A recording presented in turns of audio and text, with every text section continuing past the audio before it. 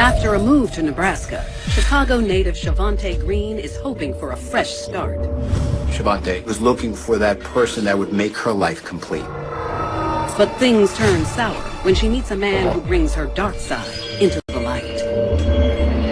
The specifics are excruciating to describe. It was a night of horror. She had been so manipulated by Ronald that she was just willing to do whatever he wanted her to do. And in Cleveland, Ohio, Latesha Santos has finally found a man who makes her heart flutter. She was really happy. She was always smiling. They were just really the best of friends. But staying loyal is a tall order when he drives her to do the unthinkable. Latesha was afraid of Stefan. She feared for her life, and she was going to do anything to keep Stefan happy. The choice she made us think about him, she lost a lot. And now she has to pay the price. Traveling from the hardened inner city streets of Chicago, Illinois, Shavontae Green is a tough nut to crack. Shavontae grew up in a home with 4 siblings, 2 younger sisters, and 1 younger brother. She was a straight-A student, very motivated, but she was just a little bit introverted. Although she's the oldest of her brood, Shavontae's a loner by nature. Instead of going out on dates like her siblings, she spends her time locked away in her room. She didn't feel like she fit in with the family, that she wasn't like her sisters and brothers. So I think that was probably a difficult time for her. It only gets harder when at age 16, Shavontae's single mom meets a man she falls in love with and uproots the family to go live with her new boyfriend 470 miles away in Omaha, Nebraska. It's hard enough being a teenager as it is, and coming from one state to another state would be difficult to get used to for her. Things are not as motivating for her. The grades start to plummet. She is recessed in her own mind that this is not where she wants to be. What is wrong with you, young lady? Things go from bad to worse when in high school, Mom breaks things off with the man she relocated her family for. I need you to do good in school, okay? What else do you want me to do? You know I don't. It doesn't matter whether or not you want to. After Shavontae's mom's boyfriend broke up with her, she kind of went into a tailspin. And she was so distraught that she couldn't even connect with her children, especially Shavontae. Okay, fine. Shavontae was lashing out by sleeping with anyone, anywhere, anytime. That was her way of rebelling to what had happened in her life. And her promiscuity soon leads her into the arms of a silver-tongued man she meets while attending a party one afternoon at a neighbor's house. 24-year-old Ronald Ford. Like most young girls, she liked what she was hearing from the smooth-talking, smooth-walking young man. Good-looking guy, may not be the tall, dark, and handsome, but in her eyes, he is exactly what she's looking for. Shavontae soon falls madly in love, even though her new man's shining armor is a bit tarnished. Ronald was unemployed, living with his mother. He had a criminal background, but the attention that she got from Ronald, the way that he initially made her feel in their relationship, was probably very wonderful for Shavontae. Ronald Ford was a parent's nightmare. That's why fathers and mothers keep shotguns by their bed for guys like Ronald Ford. It doesn't take long for him to lay down the law. From the get-go, he likes being in charge and tells Shavontae exactly how to live her life, including who she can and can't be friends with. Ronald was very demanding. He would tell Shavontae that she couldn't do this or could do that. Ronald had some real cards that he could hold in order to keep Shavontae in his spell. First of all, he was older, and that's a world of difference. You're talking about more of a seasoned adult versus a teenager. For the first time since moving to Nebraska, the 17-year-old is actually content. She was looking for Mr. Right, but quite often settled for all of the Mr. Wrongs. And now here was a guy, Ronald, who she believed really loved her back. And this was life-changing for her. As time passes, the couple becomes inseparable, and she continues to do anything he suggests, including the hard drugs that he's addicted to. Ronald was, the crystal meth user, and he introduced that to Shavontae, which changed her world. Shavontae's family started noticing she would be doing things that weren't necessarily in her character, even becoming more withdrawn. For the next year, Shavontae lives in a drug-induced haze. The now 18-year-old somehow manages to graduate high school and moves in with her deadbeat boyfriend. The pair applies for Section 8, a government-assisted housing program. Section 8 housing is dependent upon the income and the ability for an individual to have a job, so they get subsidized housing. It allows a person to be able to establish their own domain. Meanwhile, Ronald finds unique ways to pay for their apartment and addiction. For as long as Shavontae's been with her man, he's had an obsession with electronics. And stealing them to sell them is also his only source of income. A big thing for computers and laptops, anything that was of a value that he thought he could unload very quickly. So these were the items that Ron would sell to support both his habit and now the developing habit of Shavontae. She did not have a job. She was not going to school, and it seemed as though she was okay with that lifestyle. In fact, the happy couple is content to spend their days sleeping and smoking meth. It was about drugs, it was about sex, and it was about pleasing each other. But love doesn't pay the bills. And when only a few dollars come trickling in, Shavontae finds out just how far Ronald will go to fund their crippling drug habits. Desperate people do desperate things, and this turned into something unspeakable.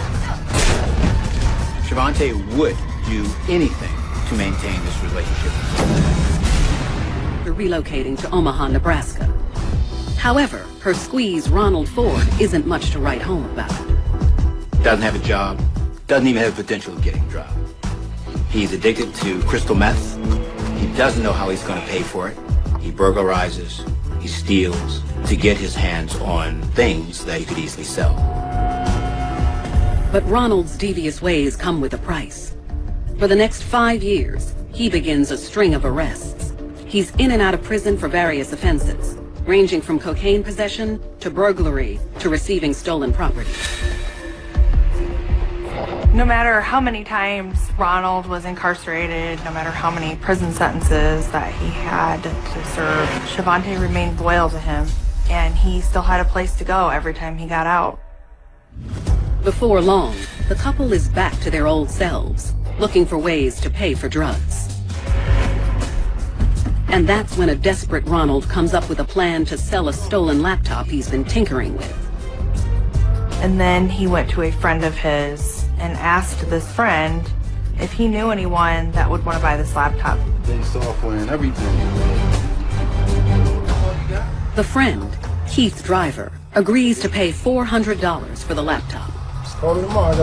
Keith provides Ron $20 in good faith that I'll be back with the additional monies. Leave this to me, you can go back home, and I'll get in touch with you when I'll have your money. Ronald gives Keith a day to come up with the remaining $380. But when he doesn't hear a peep from the middleman, Ronald grows antsy, certain he's being stiffed. So he tells Shavontae that he's going to go back to Keith's house, and he's going to look for Keith. And much to her surprise, Ronald says she's going to help him get his money.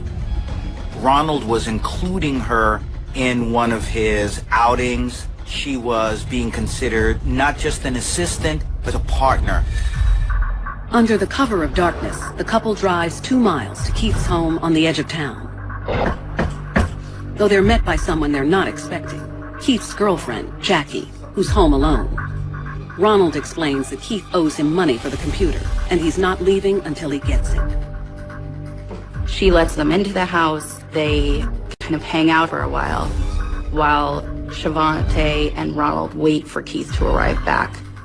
Trouble is, Jackie says she's not sure where her boyfriend went or when he'll be home. And it sets the computer salesman off. Ronald starts getting more and more agitated. He is now picking up things in their house that he thinks would be of value to him for the money that Keith owes him.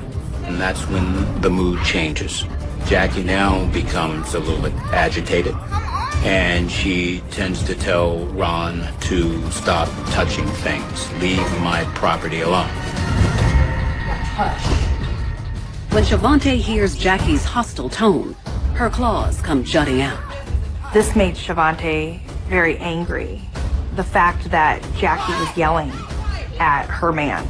And she starts to slap or punch Jackie in the face, and at a point she punches her hard enough to knock her down to the floor.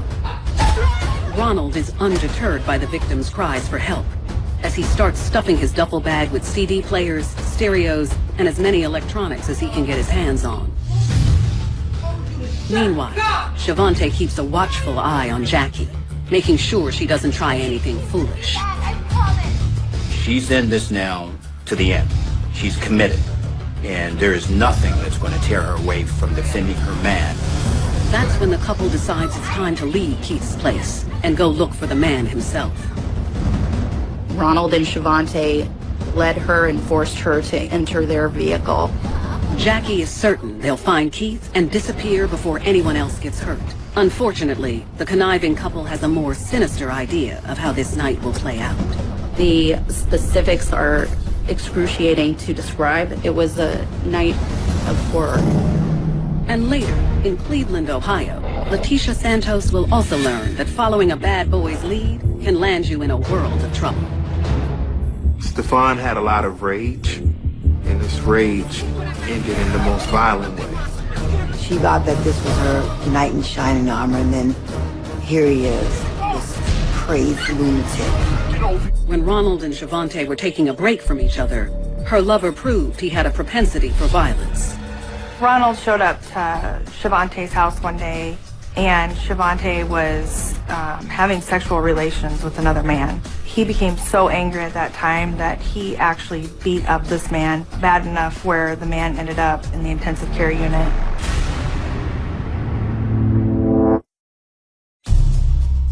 In Omaha, Nebraska, Shavontae Green and her boyfriend, Ronald Ford, have kidnapped the girlfriend of Keith Driver, a man they think is stiffing them on payment for a computer. But instead of going to find Keith to get their money, the couple has other plans. They drive back to Shavontae's, and once they arrive, Ronald grabs Jackie and forces her into the living room. Once they get into that house, things just escalate even further. At that point, Ronald and Shavontae put Jackie into a closet.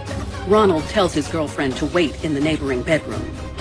He then shuts the door behind him and turns his attention to Jackie in the most sadistic way possible. Yeah, we'll keep right now. Ronald told Jackie, "Take your clothes off." There, he tortures her with reckless abandon. Bring me my chain. He had sodomized her with a table leg. He put a cigarette butt out on her back. He hit her with a chain, just brutally attacked Jackie for hours in that closet while Shavontae was standing by and actually assisting him. So no matter what he asks, no matter what his demands are, I'm going to do whatever it takes to support this man that I love. When Ronald tires of the vicious assault, he allows his victim to take a bath as a stoic Shavontae looks on. Shavontae had every opportunity to help this woman. She didn't help her, she didn't assist her, she didn't make him stop and make this stop. She did nothing. But Shavontae will have to think fast when she finds out what's playing out across town. Keith has just arrived home, and he's stunned to see the disarray at his place. It had clearly been gone through quickly. He also immediately knew that his girlfriend was not there. He was concerned about her. Keith has a sinking feeling he knows who's to blame, given that he owes Ronald money. So he calls the police immediately. That is possibly over a computer deal that's gone wrong. Now this really gets interesting. Keith leads the police to the residence of Shavontae in Tehran Fort. Realizing the jig is up, the lovebirds quickly come up with a story they hope officers will believe. They put her in Shavontae's clothing. If the police asked her anything, Jackie was told that she needed to tell them that her boyfriend Keith beat her up. And these two people, Shavontae and Ronald, saved her. It was a complete act of desperation by dressing up Jackie in Shavontae's clothes. Knowing it's her only way of escape, Jackie agrees, and Shavontae quickly shoves her out the door, slamming it shut behind her. Immediately, Jackie goes off script. After Jackie was allowed to leave, she obviously told her boyfriend, Keith, and also the police officers what happened when she was inside. As Jackie's rushed to the hospital, the door again creaks open and Shavontae pokes her head out. Police push their way in and search the house, but can't find her fellow assailant. Ronald, boy! Just then, officers hear a rustling sound coming from the bedroom. As they proceed to enter the bedroom, they see a piece of furniture that's in an odd place. They move the furniture and, behold, they find Ronald Fort. He's apprehended. He's taken off. The pair is immediately cuffed and taken into custody. At the PD, they're questioned separately, and the strong bond they once had for each other starts to crumble. Ronald specifically was indicating that nothing he did was non-consensual. Shavontae, on the other hand, she would admit to assisting him, handing him things or bringing him things, but not in more active participation. With the deck stacked against them, Shavontae pleads guilty to kidnapping, tampering with physical evidence, and second-degree assault. Ronald pleads guilty to kidnapping, first-degree sexual assault, use of a weapon to commit a felony, and second-degree assault. Shavontae was an active participant throughout this night. She never tried to stop what was happening to her, and instead took an active role in victimizing this woman. It was an excruciating experience that no one can even imagine enduring at the hands of these two individuals. For their actions, Shavontae is sentenced to 51 to 65 years in prison, while Ronald receives a heftier sentence of 80 to 130 years with the possibility of parole. For Shavontae, her quest for love cost her more than just a broken heart. Shavontae lost everything that night by the choices that she made to carry out these acts with Ronald.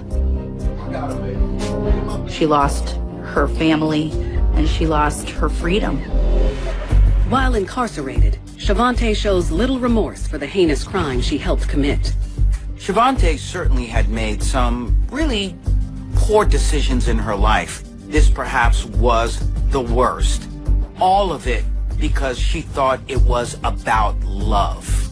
She was under the influence of two things that night: methamphetamines and Ronald Ford. I can't say where Shavontae's life would have taken her without Ronald Ford's influence in it. But that night, Shavontae was in that house and did these things that changed this woman's life forever. Shavontae's dreams of having a man all to herself went up in smoke when she followed her heart directly into darkness. And in Cleveland, Ohio, Latesha Santos is also driven to a life of crime by a man who stole her heart. At just 17 years old, Latesha Santos is living a charmed life in Brockton, Massachusetts, just 25 miles south of Boston. Latesha was an only child.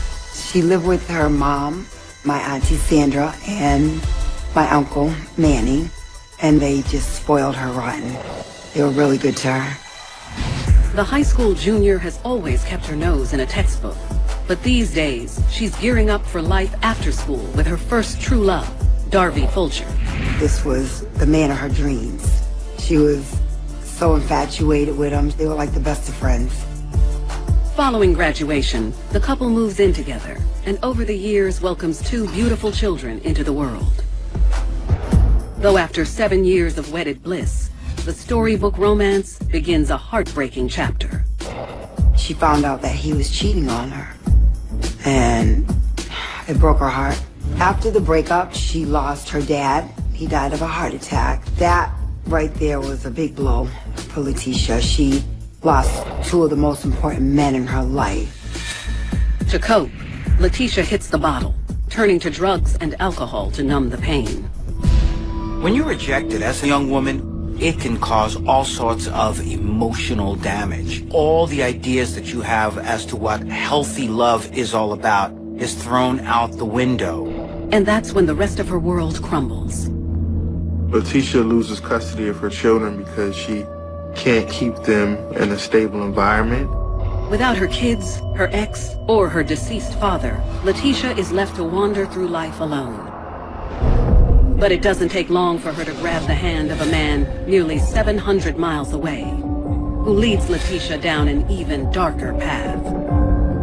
Stefan appeared to be someone who would care for Latesha. However, there was another side to him that she didn't know about. Do you know who you're talking to? He was just so manipulative that, she just couldn't resist him. Hoping for a fresh start after being dumped by her kid's father and having her children taken away by the state. Fortunately, she has some loving family members in Ohio who welcome her with open arms. Latesha called me one day and asked if she could come live with me in Cleveland because she needed a new start. She wanted new surroundings so that she can get custody of her children back. That was her main goal, and I was all for it. Latesha packs her bags and makes the 700-mile trek to the Buckeye State. Over the next 6 months, the young mother on the mend sobers up and gets acquainted with her new surroundings. Though finding work without a college degree isn't as easy as she hoped. Took her a few times to try to get jobs, but she seemed to never laid her foot down on one. So she falls back on the one thing she has going for her, her striking good looks. Latesha was desperate for cash. She knew how to dance, she knew how to work her body, and her attitude to make money to survive. So she began to dance at a popular club near downtown. Unfortunately, not everyone is excited to see Latesha take center stage. I said, well, girl, you gotta be careful now, because a lot of stuff goes on in them strip joints. I said, there's a lot of bad things going around there. She needed the money, and in her mind, she could be treated like a goddess. And this made her feel really good. It was a self-medication in building up her self-esteem. But the real trouble begins when she bumps into Stefan Davis, a patron with plenty of dollar bills and even more desire for the club's newest dancer. He was handsome and he was charming, He had this smile that just lit up the room, and it made you feel like, wow, he's a nice guy. He knew the right things to say. In the Midwest, we call that a mouthpiece. But Stefan proves to be less than meets the eye. He portrayed himself as a high roller, but he lived in a basement of his parents' house, and he was often borrowing money from people. Though bunking with his folks is surely an upgrade from the juvenile penitentiary he called home for 9 years. Stefan was a very troubled person. He raped a teenager when he was a teenager. He eventually murdered a relative's boyfriend, and he spent time in the penal system. And once he was released as an adult, he was convicted again of selling crack cocaine. After serving his time, the 24-year-old becomes a regular at the club, and now spends all his cash on VIP dances with Latesha. The two become friendly, and Stefan whispers enough sweet nothings to pique the dancer's interest. Latesha told me that she met a guy that she was really crazy about. I could hear it in her voice that he was the guy who was going to take care of her and help her get her on track. She had been treated badly. She had significant losses as far as male figures in her life, and she was broke. And here was an opportunity to do much, much better, at least in her own mind. But after just a few months of dating, his true colors emerge. You hear me? I said don't work for Not only is he hooked on drugs, Stefan doesn't like Latesha going anywhere without him, or talking to other guys. And when she does, he makes her pay. Sit your ass down before I knock you out. It went downhill so quickly. We started seeing bruises on Latesha. She would have black eyes or black and blue marks on her arms. One day, she came in, and I was like, what happened to you? Is this guy whooping on you? And she was like this, no, that was an accident. I said, an accident? Ain't no accident. Like somebody hit you in your face. Time and time again, Latesha returns to her man's controlling arms, though she struggles to deal with the continued abuse. The relationship was really stressful, so she got to a point where, she just threw her hands up and went ahead and started using again, doing the drugs and alcohol. It's like falling off that wagon and finding the most convenient way to feel better. But at the end of the day, all you end up doing is exacerbating the problem, making it worse with that chemical addiction. And when she can't figure out where to get her next fix, Stefan decides to use Latesha's dependency to his advantage. It's Easter Sunday, and he has no plans of hunting for eggs. He'd rather go out partying. But Stefan's car is in the shop, and Latesha doesn't own a vehicle. So he buzzes an ex-girlfriend, Alyssa Wagner, to bum some wheels for the night. What did you borrow your van have to do with you going to work? She worked a late shift, so it was worked out where Alyssa would go and pick him up, and then they would both drive to her work together, and then he could take the car and have it for as long as he wanted that evening. After dropping his ex off at work around 6:30, Stefan meets Latesha for a night on the town. The first thing that the two of them did was go and pick up a bottle of liquor and sit and drink it in the car. They went back multiple times to get just full bottles of liquor and drank it while they were driving around. Around 1 a.m., things take a chilling turn. Stefan is late to hit the brakes while approaching a red light and rear ends an SUV driven by 31-year-old Angel Bradley Crockett, who was on her way to meet some friends. Stefan made several observations about Angel. He noticed that she was very nicely clothed. He also looked at her SUV. It was a high-end SUV. It's not even my car. What are you doing? Intoxicated Stefan is adamant that Angel is at fault, even though he slammed into her and demands payment to fix his vehicle. Angel is terrified by his hostility and offers to throw him a few dollars until they can work this out. But the second she reaches into her handbag, Stefan gets a glint in his eye. He saw some money either in Angel's wallet or in her purse and thought that she had some money to steal, and so they decided he was going to rob her. Latesha's response to him was, okay, why not? Okay. Stefan drags her to the van, and he tells Latesha to go into Angel's vehicle and to take any items that are of value. She just was so influenced by Stefan and so manipulated by him. She had nowhere else to turn. Created fender bender on the streets of Cleveland, Latesha Santos and her boyfriend Stefan Davis have taken the driver of the other car, Angel Bradley Crockett, hostage. And Stefan makes it clear that he wants more than just Angel's dime to pay for the damage. And Latesha is going to help him get it. Latesha went to Angel's vehicle, looked around, didn't find any money, and came back and let Stefan know. That's when she sees just how enraged her hot-tempered boyfriend has become. Stop, sir. What are you doing? Shut up! He had Angel in the back. He was demanding oral sex, then demanding sex from her and also beating her at the same time. He was choking her. He was striking her. It was just a vicious beating all around. Stefan then shifts the rest of his rage onto his girlfriend. Shut up! Shut up! Come on, baby, you love it. He forced Latesha, after punching her in the mouth, to also have sex with him. No! She had no choice. She was frightened of him. She was frightened for her life. She had been beaten by him in the past, and when he told her to do something, she did it. An exasperated Stefan orders Latesha to get dressed and start driving, leaving Angel's SUV behind. Stefan knew that he could get away with raping Latesha with no problem because he controlled her. But with Angel, he takes it a step further because he knows that Angel would likely call the authorities. Stefan tells his girlfriend to head for Interstate 90, a familiar road near his mother's house. When they reach the West 44th Street overpass, he tells Latesha to pull over. Latesha looked back. She heard the sounds of someone being strangled. She saw that Stefan had a string, like a shoestring, and it was wrapped around Angel's neck. She knew what he was capable of. However, she, in her wildest imagination, never thought that he could do something so violent. She was still very afraid of Stefan from their past history of domestic violence.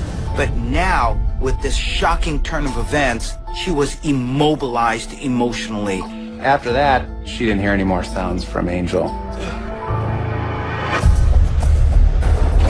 With the job done, Stefan opens the van's side door and drags Angel's lifeless body onto the gravel.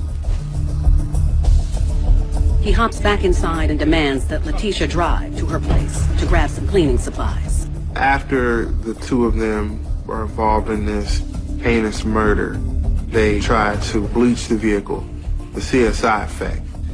There was blood everywhere, so they had to get it cleaned. They had to, at some point, give it back to Alyssa, and they needed to get rid of the evidence.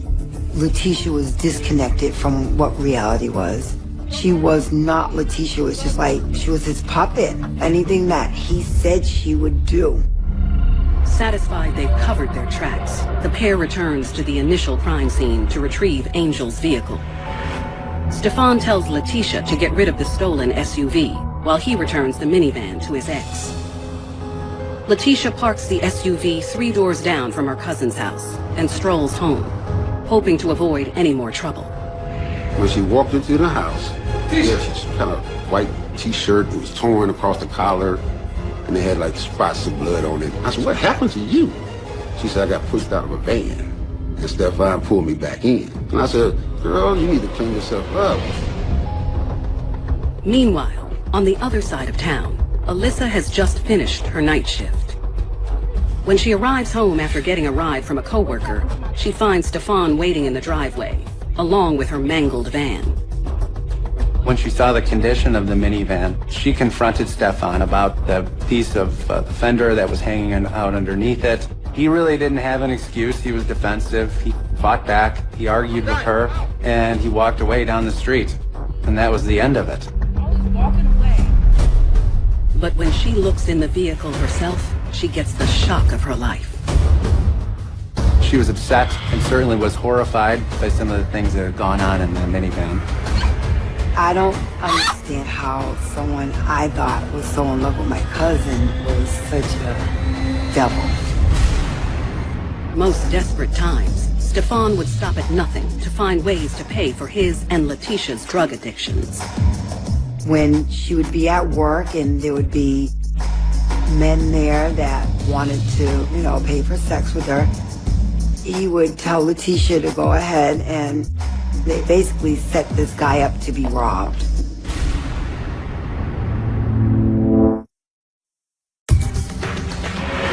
As Latesha Santos hides out at her cousin's place, following an unspeakable murder, her boyfriend, Stefan Davis, returns his ex-girlfriend's van, dented and dinged. While Stefan hoofs it home in a huff, Alyssa decides to peek inside the van's rear compartment, and she's blown away by what's left behind. She found that it had blood inside of it, and there were pieces of rug that were still in the van when she let Stefan use it that were no longer there. So she certainly suspected that something violent happened in that van, that somebody tried to cover up.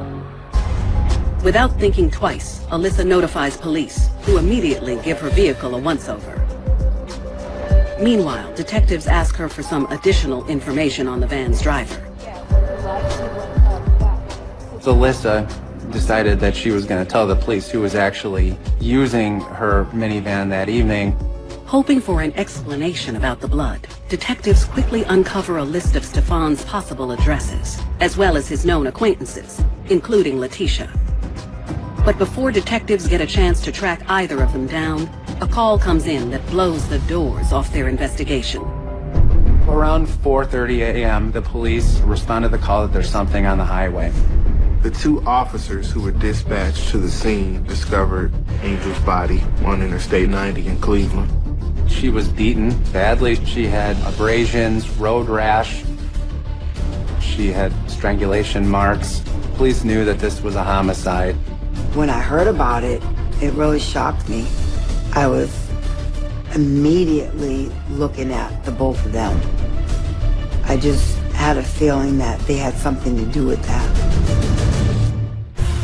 As detectives scour the scene to find some kind of connection, Stefan is holed up at his mother's house on the far side of town, while Latesha's still laying low at her cousin's. The next morning, I tried to get her to tell me something, but she just wouldn't tell me anything. Nothing happened last night. I told you already. So I kept telling her over and over, well, you just need to tell me something, because something happened with you all the way you looked last night. I ain't never seen you like that before. And she's like, don't worry about it. Following her half-hearted explanation, Latesha disappears and heads over to a friend's house. But she has some explaining to do when another call comes in to dispatchers 3 days after Angel's murder. Police got a call that Angel's vehicle had been found, and when they went to the area, they noticed that the vehicle had been damaged. Given that the SUV is found on Charter Avenue, just a few doors down from the home where Latesha's staying, police are certain there's a connection. All of a sudden, all these cops pulled up in my yard, and they showed me this picture of Stefan. And they said, do you know this guy? And I said, oh, I know him. That's Stefan. The last time you saw the show. Investigators say they want to speak with the couple regarding a possible murder. So Cedric tells police everything he knows about his housemate's main man and where to find him. However, he's not sure where Latesha is. Just then, Cedric overhears the news that Stefan has just been nabbed at his mama's house. I heard the radio say, we got him. We got him. I was shocked. Like, oh my God, this can't be real. The next day, Cedric gets a call from his house guest. Latesha called me and asked me to cover for her. Wanted me to say I was just drinking with her Sunday all night. And I told her I'm not covering for nothing, no one ever, because there's some serious business here. Cedric immediately notifies police regarding his conversation with Latesha. However, he has no idea where she was calling from. So they immediately issue a warrant for her arrest. And 9 days later, Latesha turns herself into the local PD. It wasn't real to find out that it's my cousin that committed this crime, this murder. It was devastating. It tore me apart. With both suspects finally in custody, police interview them separately. First up is Stefan, who continues his smooth-talking ways. His statement was that he had nothing to do with it, and neither did Latesha. Neither did Latesha. But when detectives sit down with Latesha and present her with the evidence, she doesn't think twice about flipping on her man. It's all his idea. It's Stefan. He's the one that did it. She certainly was pointing the finger at Stefan Davis as the person who committed this murder.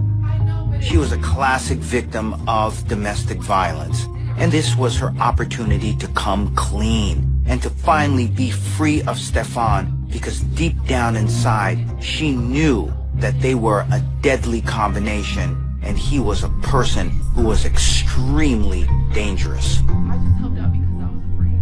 Just to know that she has to deal with this in her life as well, it hurts. It hurts, and I just wish things were different. Latesha exchanges her testimony for a lighter sentence.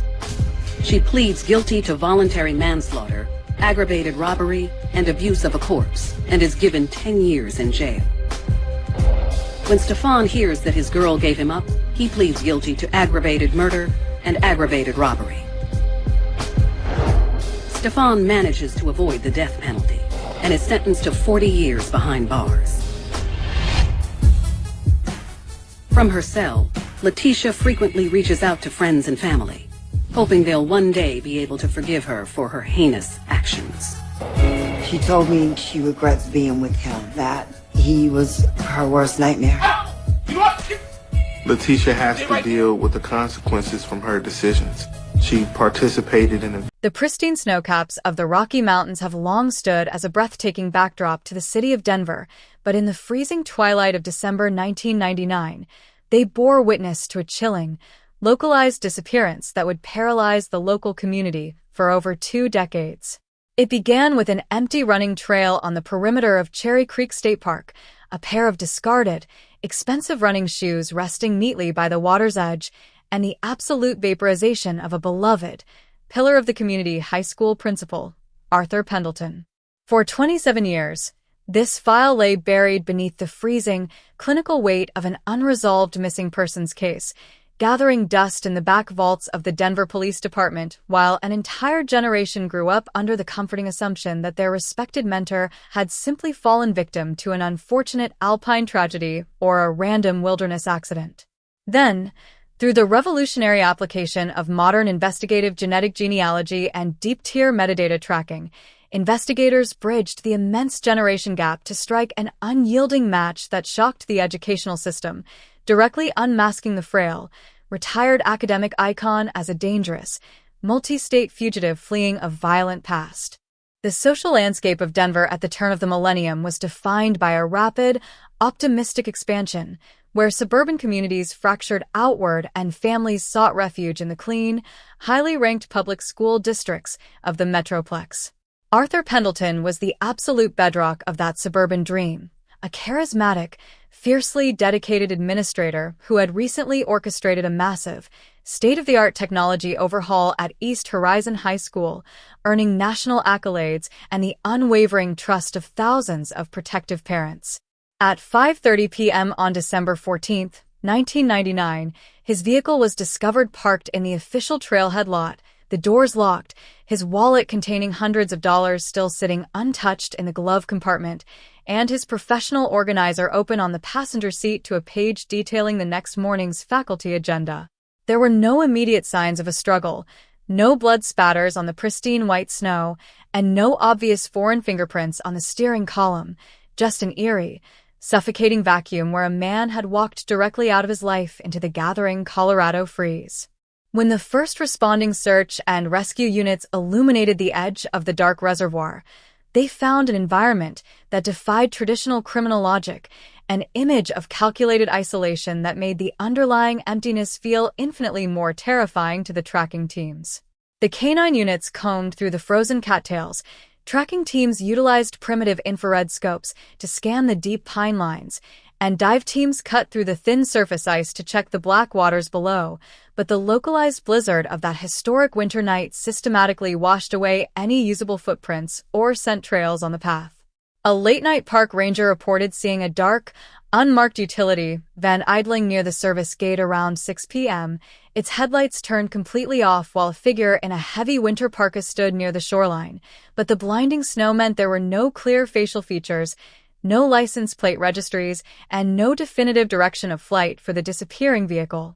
The detectives were left standing at the edge of a data cliff, staring into a canyon of dead ends while a desperate, grief-stricken student body began applying immense pressure on the municipal council.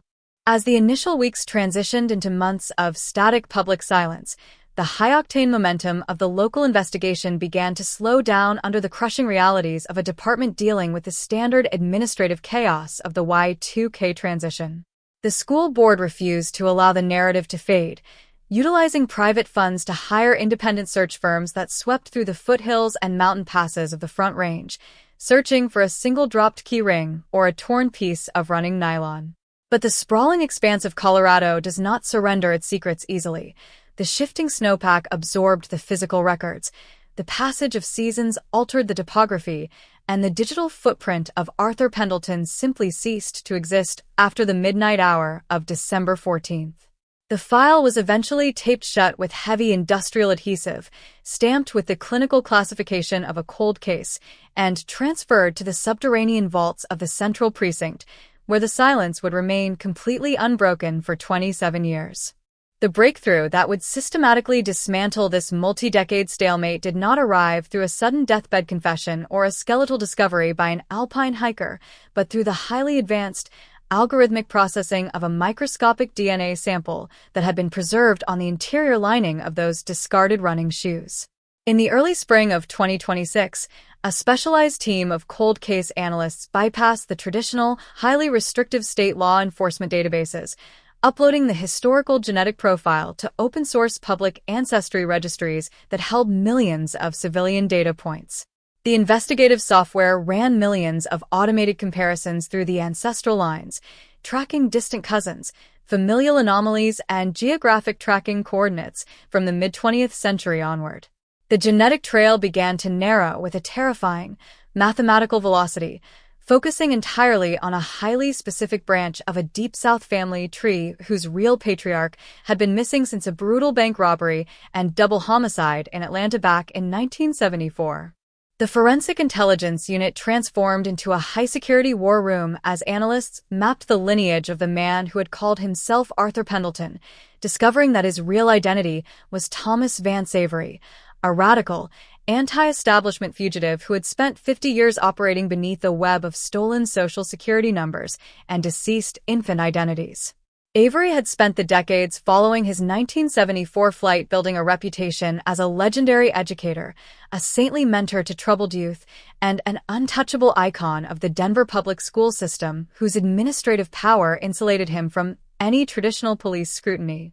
When modern detectives arrived at his quiet, Mountain View retirement home in the exclusive enclave of Evergreen with a federal warrant, they were met by a neighborhood in absolute, defensive disbelief. But the genetic genealogy data was an unassailable mountain of statistical certainty. The DNA extracted from the historic running shoes was a direct, 1 in a billion match to the Avery lineage, completely shattering his 27-year alpine disappearance myth and his 50-year performance of academic nobility.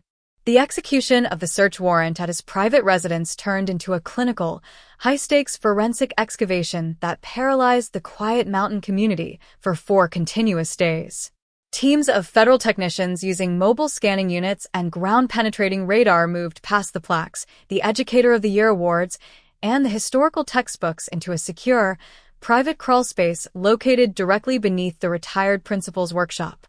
The radar shined a light on a structural distortion behind a brick retaining wall near the furnace system, prompting a manual breach that uncovered an old, locked military footlocker that had been buried since the winter of 1999. Inside the locker, sealed within heavy industrial plastic bags to prevent decay, lay the missing personal effects of the real, deceased Arthur Pendleton, a quiet traveling salesman whose identity Avery had systematically harvested in a Pacific Northwest boarding house in the late 70s before rebuilding his life as a champion of Denver's youth. The final, chilling verification of the fugitive's mechanics was recovered from the digital logs of old microfiche records and bank transactions that Avery had maintained within the hidden compartment of that footlocker. The physical reality of the 1999 cold case had risen from the earth with absolute clarity. The principal had realized that a routine fingerprint background check mandated by the state's new educational security laws in late 1999 was going to expose his 1974 federal fugitive warrant. To escape the approaching net, he had meticulously staged his own mysterious disappearance at Cherry Creek State Park, left his running shoes behind to suggest a tragic drowning or abduction, and then utilized his secret financial reserves to slip into a secondary, deeply insulated alias within the very same state. He had spent 27 years watching his own legend grow, living comfortably as a retired elder statesman of education while the community grieved his loss and investigators chased the ghost of a tragic alpine accident. The legal and psychological shockwaves that rippled across the state of Colorado were immediate and devastating, completely destroying the illusion of local community security and leaving the public paralyzed by the realization that a trusted academic authority could conceal a history of violent radicalism for 2 generations. The media coverage was relentless, with global networks looping the images of the frail, 79-year-old grandfather being led into the federal building in heavy transit irons, contrasted against the historic 1999 photographs of the vibrant principal who had vanished into the snow. The arraignment became a highly charged arena of historical reckoning as prosecutors laid out the genetic matches page by page, forcing the court to confront the reality that the man who had handed out diplomas to thousands of Denver teenagers was the very same individual wanted for a fatal mid-70s bank heist.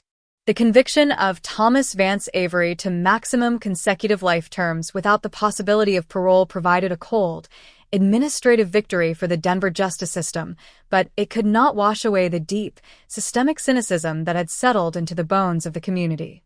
People looked at the school system, the philanthropic foundations, and the respected elders who controlled their civic resources with a new, deeply critical eye, recognizing that the mask of academic nobility is the most effective camouflage a fugitive can wear.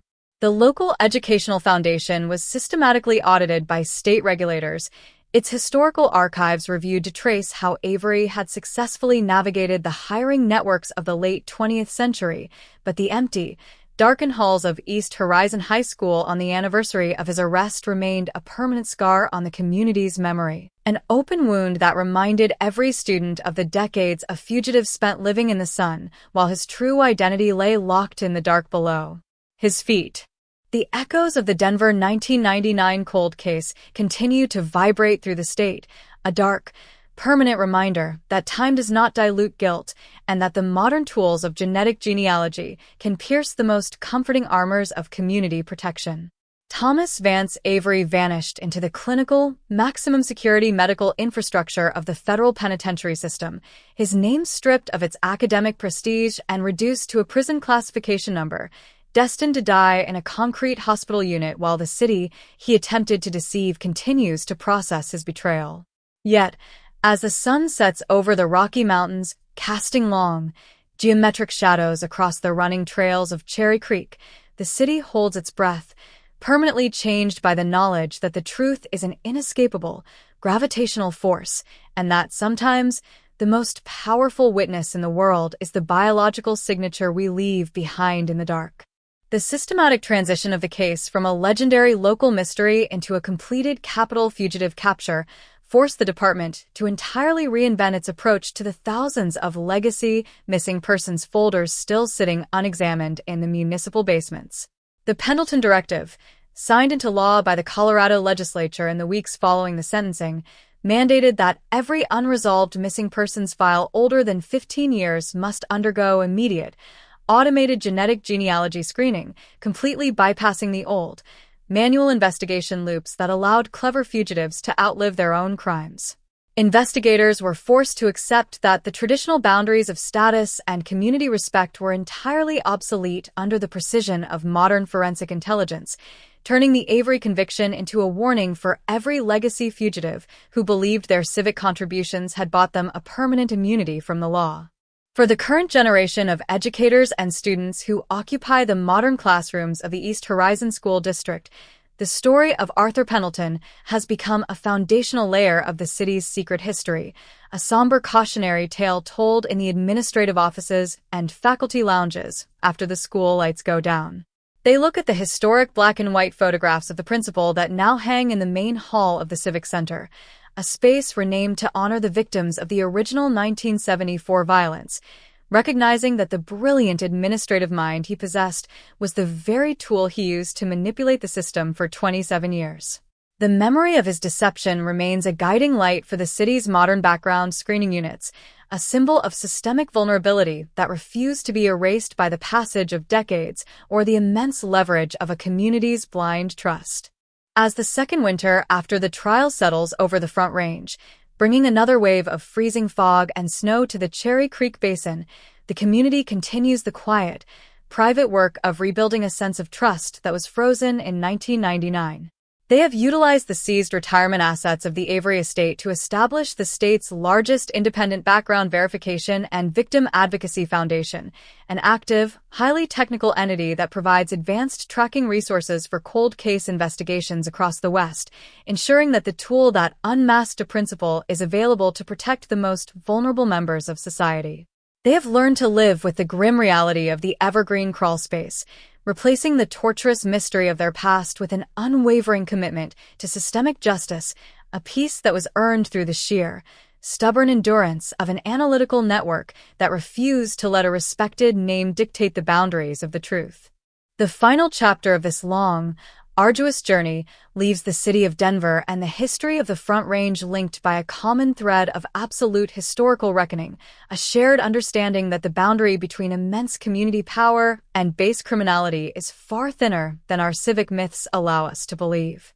The story of Arthur Pendleton serves as a permanent testament to the fact that secrets, no matter how deeply buried behind administrative walls or how expertly protected by expensive social camouflages, eventually succumb to the slow, inevitable pressure of modern science.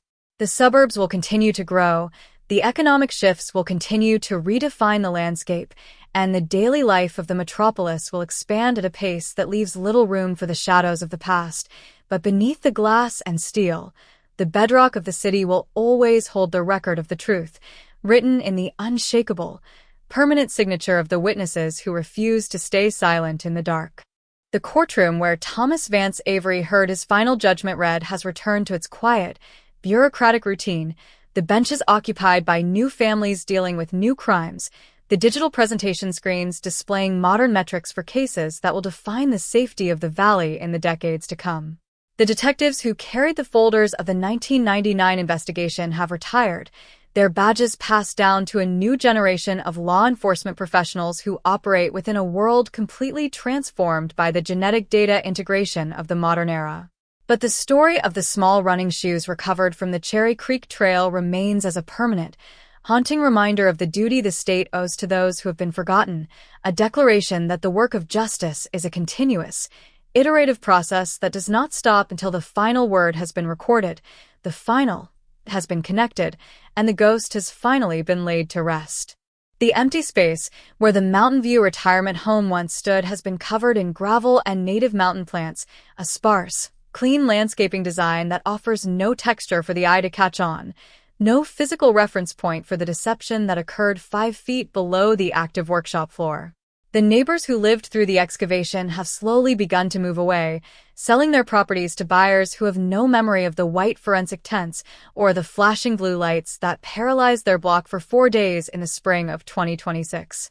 The neighborhood is discovering how to be normal again, how to walk down the pine-lined sidewalks without looking at their neighbors with suspicion, how to live without the immediate, crushing weight of the Avery deception coloring their understanding of their friends and their community.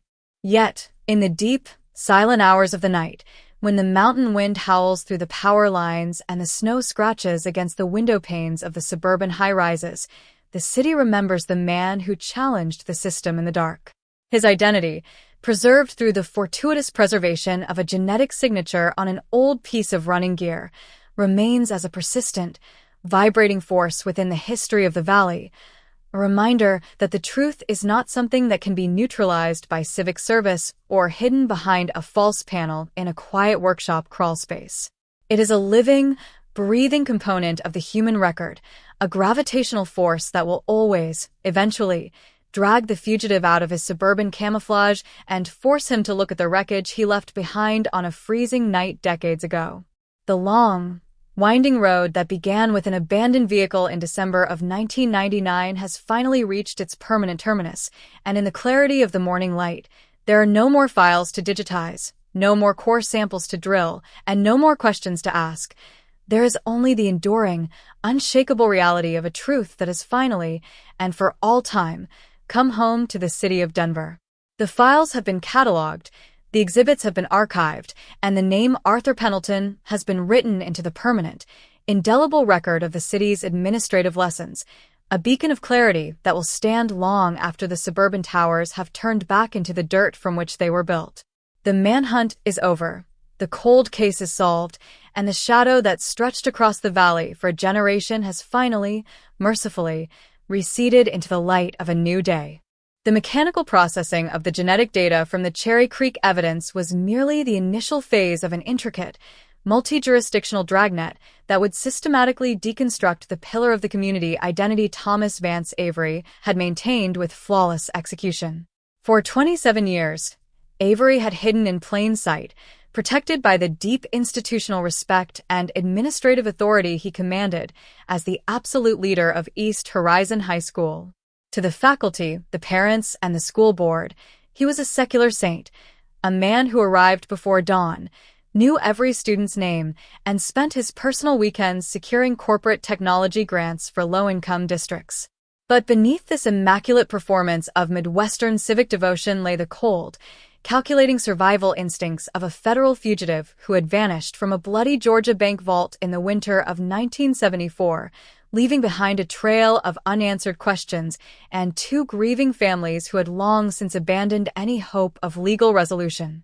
The structural transition of the investigation from an old missing persons case to an active, high-priority federal fugitive apprehension required a level of deep-tier data integration that transformed the Cold Case Bureau into a high-security tactical center.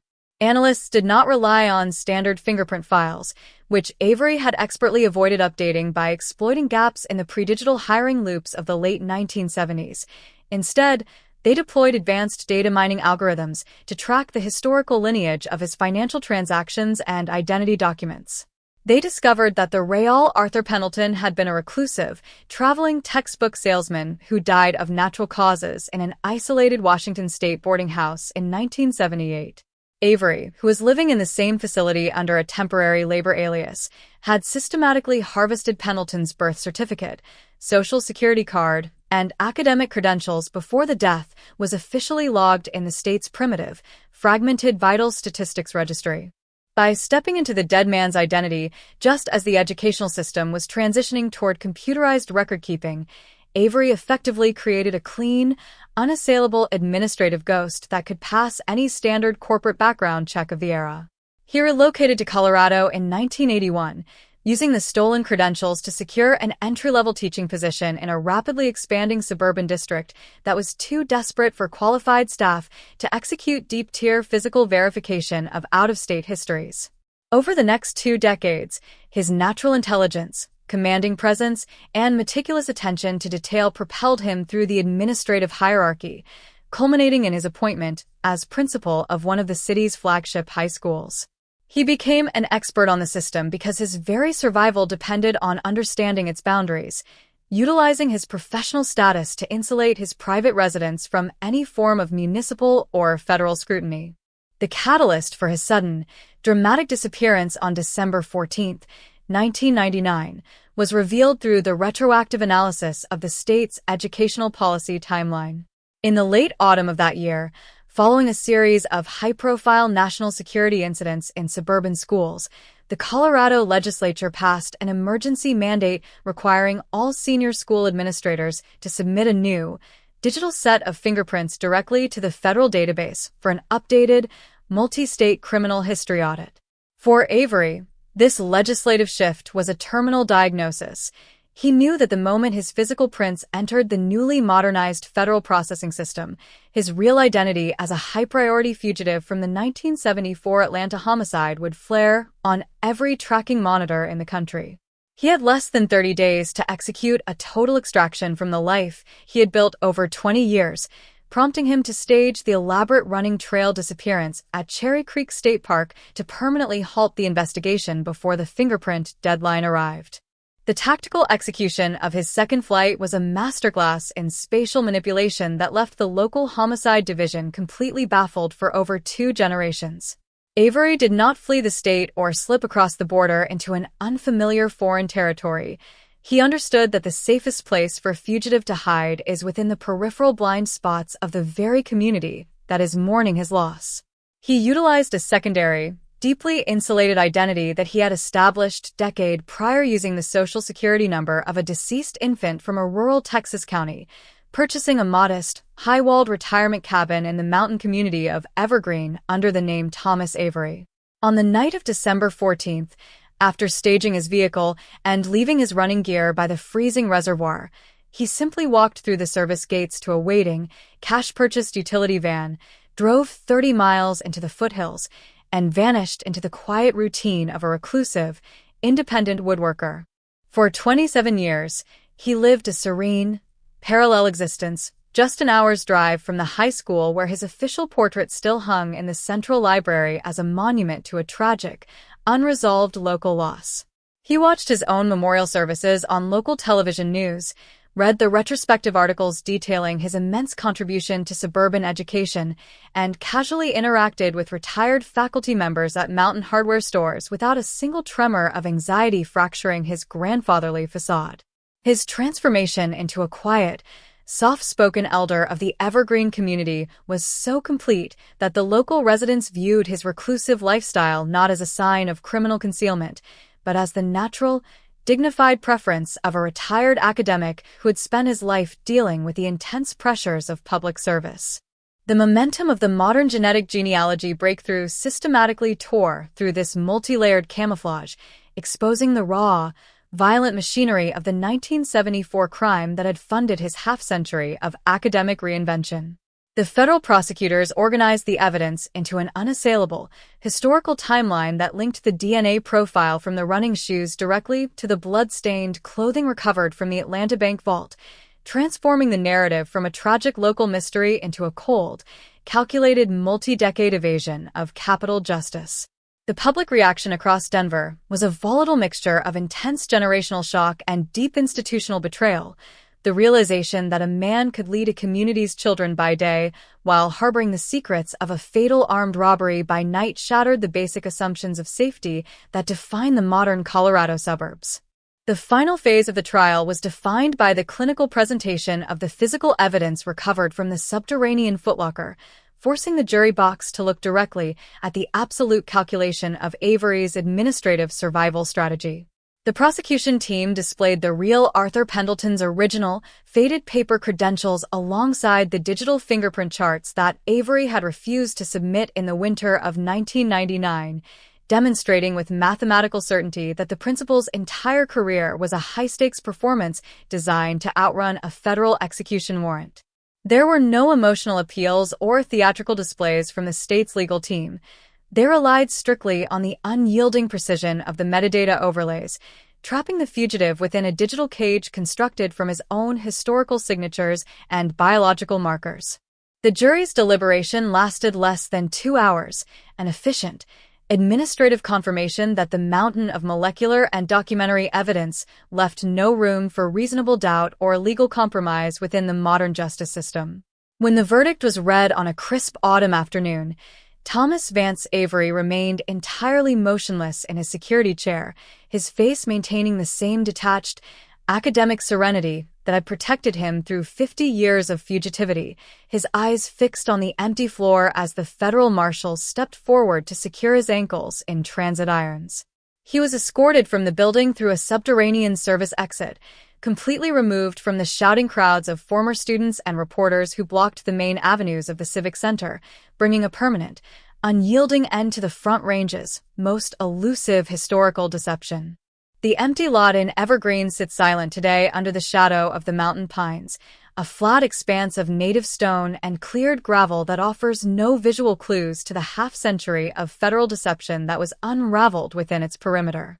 The school district has completed a total administrative audit of its historical hiring records, implementing a multi-layered, continuous biometric verification protocol that ensures the absolute transparency of every educator who enters the Valley's classrooms. The story of the principal who vanished into the snow has been permanently rewritten in the state's legislative books, transformed into a foundational warning about the capacity of absolute calculation to wear the mask of civic virtue, leaving behind a community that has finally learned to look past the surface of respectability to demand the unvarnished truth. The operational expansion of the Pendleton Index across the Rocky Mountain Law Enforcement Network transformed the regional cold case squad from a defensive, archive-bound unit into an aggressive engine of digital intelligence. In the months following Avery's formal transfer to the federal medical facility, the data engineering team systematically integrated decades of forgotten municipal records, obsolete state labor rolls, and defunct driver's license registries from the pre-digital era into a centralized, predictive tracking array. This system operated continuously beneath the surface of the state's daily legal operations, running high-volume, automated comparisons through the uncatalogued metadata of an era when a clever fugitive could slip between the cracks of state borders by simply changing their typewriter ribbon or purchasing a dead man's birth certificate from a rural county clerk.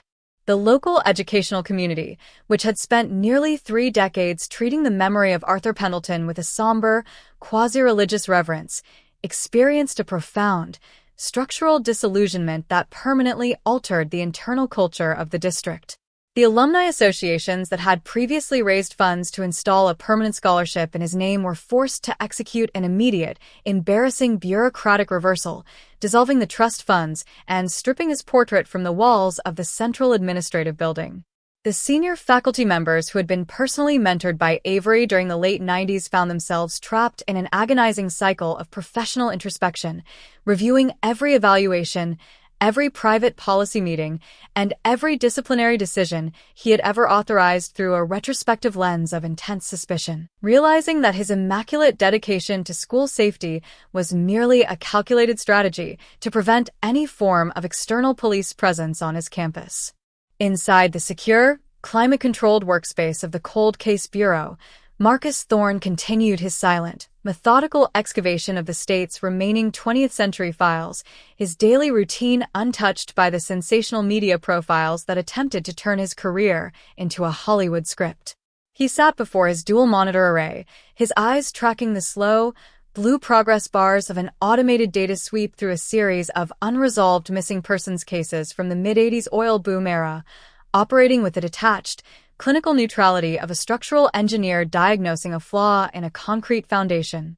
Thorne understood that the dramatic unmasking of Thomas Vance Avery was not a unique, isolated triumph of human intuition, but the natural, inevitable consequence of an information system that was finally achieving absolute historical visibility, ensuring that the passage of decades would never again function as a valid statute of limitations for capital violence. He frequently traveled to regional law enforcement conferences to deliver structured, technical briefings on the containment of legacy identity fraud, warning junior investigators never to allow the social prestige or civic standing of a suspect to dictate the scope of a biological verification. The major vulnerability we uncovered in the 1999 file wasn't a failure of police competence. It was a failure of data coordination, Thorne explained to an audience of federal analysts during a security summit. The state allowed an individual to control a major public infrastructure point for 20 years without ever matching his physical fingerprints to his vital statistics file. We must operate with the baseline assumption that every public identity is an active performance until its biological coordinates have been verified by the mainframe. The machine does not care about character references, Educator of the Year plaques, or the tearful testimonials of a school board. It only recognizes the mathematical alignment of the sequence. While Thorne worked to codify these systemic protocols, the mountain enclave of Evergreen was executing its own, quiet process of architectural purification to erase the physical footprint of the fugitive's long concealment. The modest log cabin where Avery had spent 27 years crafting custom furniture and watching his own legend grow was completely dismantled by a commercial engineering crew, its timber reduced to industrial wood chips, and its foundations excavated to a depth of 6 feet to ensure that no hidden document caches or secondary identity tokens remained buried in the mountain clay. The surrounding property was recontoured into a natural drainage basin for the alpine winter runoff, turning a site of multi-decade criminal insulation into an anonymous, open stretch of public forest land that offered absolutely no texture for the curious true crime tourists who occasionally drifted through the foothills searching for the remnants of the principal's fortress. The psychological scars within the student body of the late 90s remained as a persistent, generational residue that colored their understanding of institutional authority long after they had transitioned into adult professional life. The teenagers who had stood on the shores of Cherry Creek State Park in the freezing winter of 1999 holding candlelight vigils for their missing principal were now parents themselves, navigating a highly digitalized world where every identity is continuously monitored and verified by automated algorithms. They found themselves experiencing a strange, historic vertigo when explaining the resolution of the case to their own children, forced to admit that the inspiring leader who had delivered their commencement addresses and lectured them on the absolute necessity of civic integrity was a violent bank robber fleeing a double homicide in the Deep South. Inside the clinical, windowless intensive care unit of the Federal Medical Center near the southern border, the physical existence of Thomas Vance Avery was winding down to a silent, automated conclusion that attracted absolutely no public attention from the community he had deceived.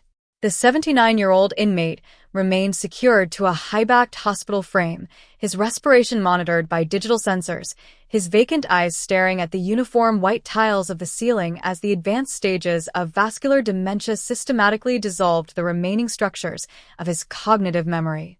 He no longer possessed the capacity to articulate a defense, recognize the federal marshals who stood guard outside his room, or remember the complex web of academic and personal identities he had spent 50 years constructing across the western states. He had outrun the local police, he had outrun the fingerprint mandates of 1999, and he had outrun the memory of his victims for half a century, but he had finally been brought to earth by the silent, gravitational pull of his own genetic code, leaving behind an empty file, a corrected historical record, and a valley that had finally, and for all time, dragged its oldest ghosts into the light of day. The long, multi-layered transition of case number 99 to 14,288 from an open mystery to a permanent legal finality marked the closing of an era for the Front Range, turning a dark, mythic narrative of the millennium into a cold baseline of data-driven jurisprudence. The city of Denver had survived its longest, deepest confrontation with the phantoms of its own expansion, transforming a legendary urban disappearance into an active, living monument to the absolute duty of system transparency. The highways that Arthur Pendleton once traveled remain open under the mountain skies. The snow continues to fall across the pine lines of Cherry Creek, and the daily life of the metropolis expands at a chronological pace that leaves little room for the shadows of the past. But beneath the glass towers and the immaculate suburban school tracks, the bedrock of the valley will forever hold the record of the truth, written in the unshakable, permanent signature of a science that does not forget, does not compromise, and does not stop until the final witness has been heard in the light. The mechanical extraction of the genetic material from the historic running shoes was merely the opening movement in a complex, multi-agency operation that would systematically dismantle the 27-year-old illusion of Arthur Pendleton's total innocence. For nearly 3 decades, Thomas Vance Avery had operated under the comforting assumption that his past had been successfully dissolved by the sheer volume of his civic leverage, locked away behind the impenetrable administrative walls of a flagship public school district. But as senior homicide detectives from the Denver Police Department's cold case unit began laying out the ancestral tracking charts on the sterile, stainless steel tables of the Forensic Intelligence Division, the true density of his crimes began to crystallize. This was not a standard investigation relying on the fading memories of eyewitnesses. It was an aggressive, data-driven siege that bridged the immense technological chasm between the analog chaos of 1999 and the high-definition, predictive algorithms of 2026. The forensic analysis of the genetic sample required a level of molecular preservation that transformed the laboratory into an elite command post, where the survival of the case depended entirely on the suppression of environmental variables. The running shoes had been recovered in 1999 from a damp, low-lying concrete shoulder near the Cherry Creek State Park Reservoir, meaning the organic material had been exposed to localized mud, freezing humidity, and primitive storage techniques inside the early precinct lockers. Technicians utilizing advanced DNA extraction kits worked in shifts to slowly isolate the degraded cellular structures from the interior lining of the footwear, separating the target profile from foreign contaminants and ambient dust. Under the high-throughput sequencing arrays, the historical genetic data began to compile with absolute clarity, revealing a highly specific pattern of single nucleotide polymorphisms that pointed directly toward a closed, multi-generational lineage native to the deep American South. The statistical probability of familial alignment is absolute, a preliminary forensic intelligence brief noted, the text flaring with a quiet, devastating finality on the secure precinct monitors. The target profile possesses a unique sequence of genetic markers that cannot be replicated outside a direct, multi-generational branch of the Avery family tree. The data shows no overlapping markers with the general population sample, focusing entirely on the direct descendants of the 1970s Atlanta fugitive network. The sample recovered from the 1999 evidence matches the genetic lineage of the suspect with a statistical variance of less than 1 in 10 billion. This is no longer a circumstantial association based on administrative proximity. It is a permanent, biological signature left at the primary point of staged disappearance. This clinical verification of the physical record meant that Avery's 27-year alibi was being systematically dismantled by the one variable his local standing could not alter, his own cellular blueprint. As the genealogical mapping progressed deeper into the historical records of the federal fugitive databases, the software began to build a digital family tree that illustrated the precise lineage of the suspect. Analysts tracked the distribution of the Avery family across multiple southern states, mapping every birth, marriage, and corporate trust dissolution from the mid-20th century onward. The local precinct's original 1999 missing persons investigation had completely overlooked these distant familial structures, treating Arthur Pendleton as an untouchable academic leader whose brief pre-Colorado history was entirely professional and above suspicion.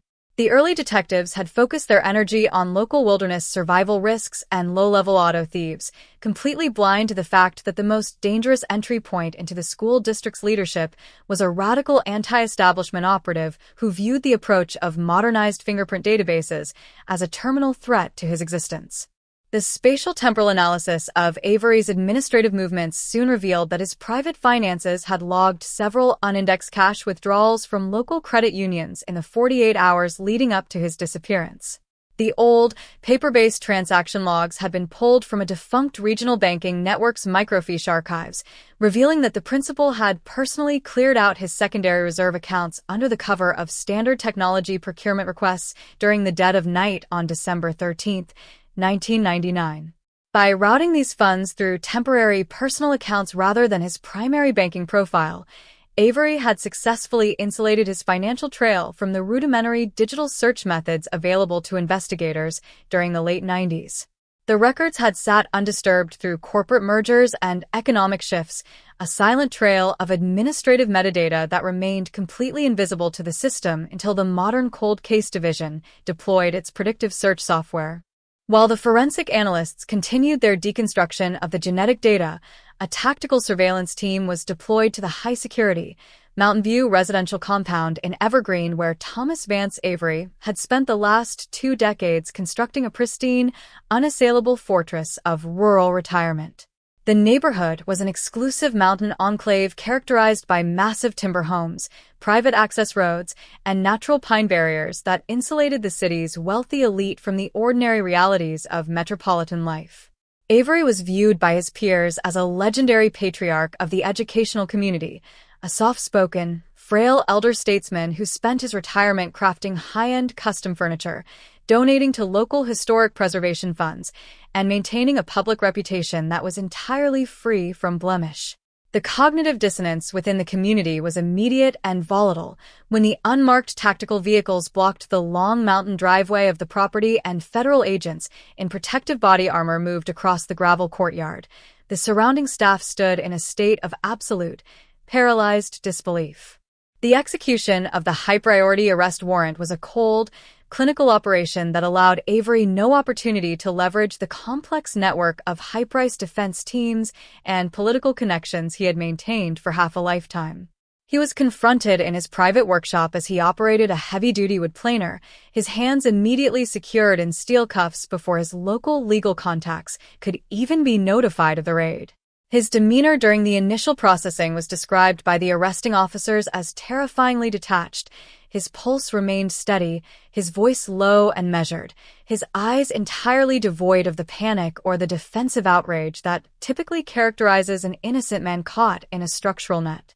He looked like an ordinary, frail grandfather being subjected to a bizarre bureaucratic error, his responses delivered with the cold, administrative politeness of a man who believed his multi-decade social performance placed him entirely beyond the reach of the local courts. Back at the Denver Homicide Precinct, The interrogation of Thomas Vance Avery turned into a psychological stalemate that tested the absolute limits of the cold case detective's patience.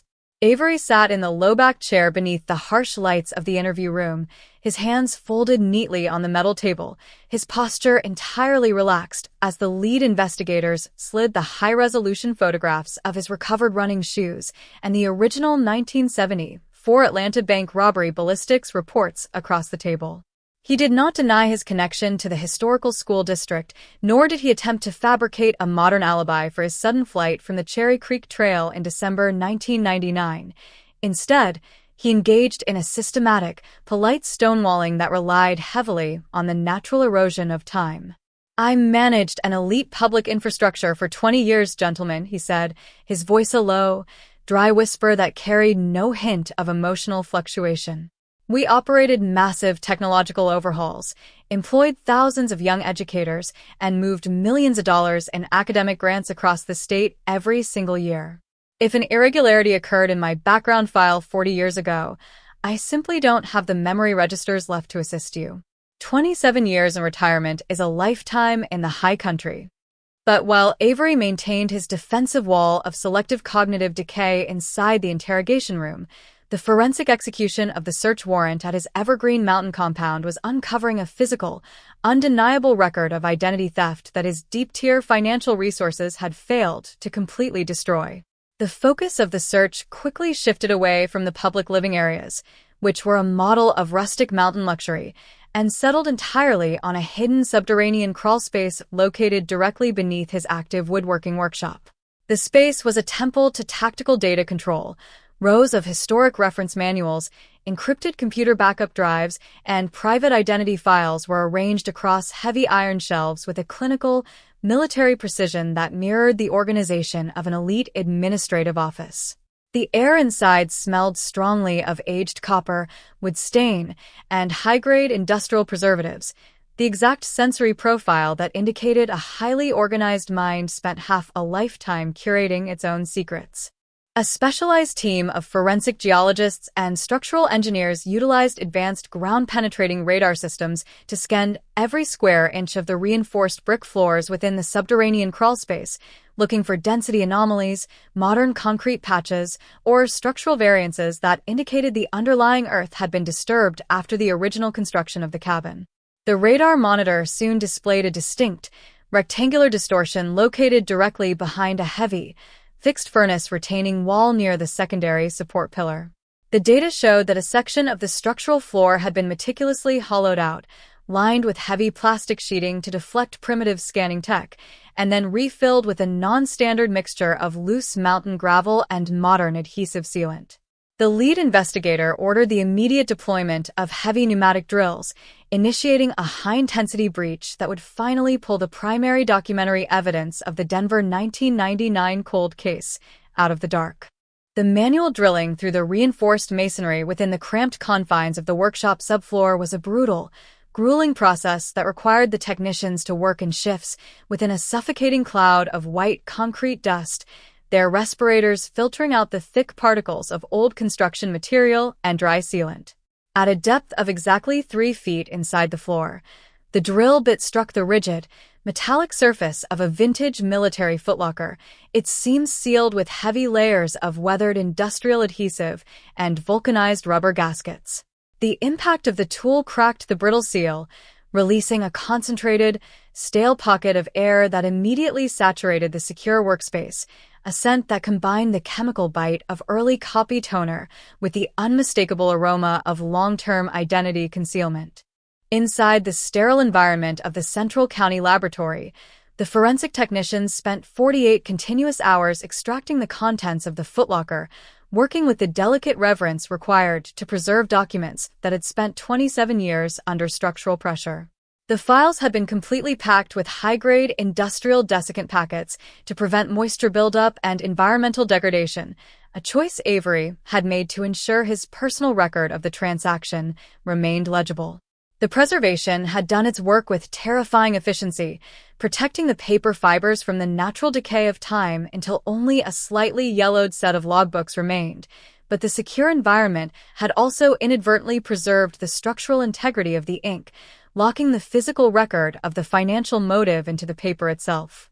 The forensic accounting experts reassembled the documents on a large examination table, using high-resolution digital scanning systems to analyze the pages for signs of modification or signature authentication. The primary proof of the identity fraud was located within the third volume of the recovered journals, a series of precise, blocky handwritten entries detailing the systematic harvesting of the Real Arthur Pendleton's credentials in that Pacific Northwest boarding house during the spring of 1978. The dimensions and the ink formulations of the annotations perfectly matched the personal signature pens recovered from Avery's active retirement desk above the crawlspace. The documentary evidence was an unassailable mountain of criminal malice. The fugitive had kept the evidence of his identity theft locked directly beneath his feet for 27 years while he directed the educational development of the city and hosted high society community galas just inches from the record of his violence.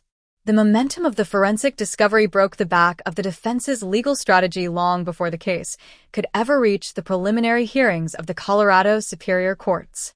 The prosecution team organized the evidence into an unassailable, historical timeline that linked the genetic matches from the running shoes, the private cash withdrawals, the subterranean footlocker vault, and the 1974 federal fugitive warrant into a single, devastating narrative of premeditated institutional infiltration. The public response across the state was a mixture of intense, volatile outrage and a profound sense of cultural vertigo. The realization that a man could lead a high school, shape the lives of thousands of teenagers, and then spend 27 years utilizing his secret reserves to hide within the high country shattered the illusion of community nobility that defined modern Denver. The trial would not be a deliberation of identity, but an intensive public accounting of a lifetime spent living behind a mask of academic virtue, a mask that had finally and permanently been ripped away by the unyielding precision of modern science. The formal entry of the unsealed corporate ledger files and the ancestral tracking matrices into the official court record converted the preliminary legal proceedings into an unyielding, high-density demonstration of forensic certainty, stripping the defense team of any viable path toward a traditional acquittal. The Denver County Courthouse was transformed into a theater of intense, heavy historical reckoning as the prosecution team meticulously laid out the biological matches from the Cherry Creek State Park running trail alongside the physical evidence extracted from the subterranean Evergreen Workshop crawlspace. The spectator benches were packed to capacity hours before the morning gavel, occupied by members of the educational community, retired faculty members, and veteran investigators who had watched the original 1999 disappearance turn into a permanent, dark myth of the Colorado school system. They sat in absolute, suffocating silence as the digital presentation screens displayed the high-resolution, three-dimensional scans of the hidden military footlocker, forcing the room to confront the precise, calculated mechanics of a 27-year-old administrative execution. The prosecution's operational strategy for this phase of the trial was designed to systematically dismantle Thomas Vance Avery's defensive posture of detached academic nobility by focusing strictly on the clinical logistics of his spatial and financial control. They called to the stand a sequence of retired logistical managers and school district accountants who had operated the educational system's private infrastructure during the winter of 1999, forcing them to authenticate the old, paper-based transaction logs that had been recovered from the microfiche archives. The logs demonstrated that Avery had personally bypassed the Central Administrative Travel Desk to authorize large procurement funds for technology hardware within 48 hours of his staged disappearance. By placing his encrypted digital clearance codes and handwritten authorizations directly adjacent to the exact window when his sports vehicle was discovered abandoned on the freezing trailhead shoulder, the legal team constructed an airtight, chronological cage that Avery could not escape with his claims of cognitive memory failure. When the senior forensic genealogist who had directed the open-source ancestral tracking project took the witness stand, the atmosphere in the courtroom reached a level of clinical, high-stakes tension. She did not utilize the emotional or sensational language common to modern true crime broadcasts. She spoke with the bloodless precision of a molecular biologist, explaining how the application of high-throughput sequencing had allowed her unit to bypass the limitations of traditional law enforcement databases. She demonstrated to the jury how the degraded DNA profile extracted from the interior lining of the running shoes possessed a unique sequence of single nucleotide polymorphisms that could only exist within the direct paternal lineage of the Avery family network. The defense's attempt to introduce a theory of ambient environmental contamination or a frame-up by rival administrative entities was systematically crushed under the weight of the statistical data, which proved that the probability of the biological sample belonging to anyone outside the immediate branch of the Atlanta fugitive line was less than 1 in 10 billion. The testimony of the forensic accountant who spent 6 months deconstructing the contents of the recovered military footlocker added another layer of unassailable, historical proof to the state's case. The expert walked the jury through the 3rd volume of the recovered journals, illustrating a complex, hidden pattern of identity harvesting that involved the systematic collection of out-of-state Social Security numbers, vital statistics registries, and deceased infant profiles from the late 1970s.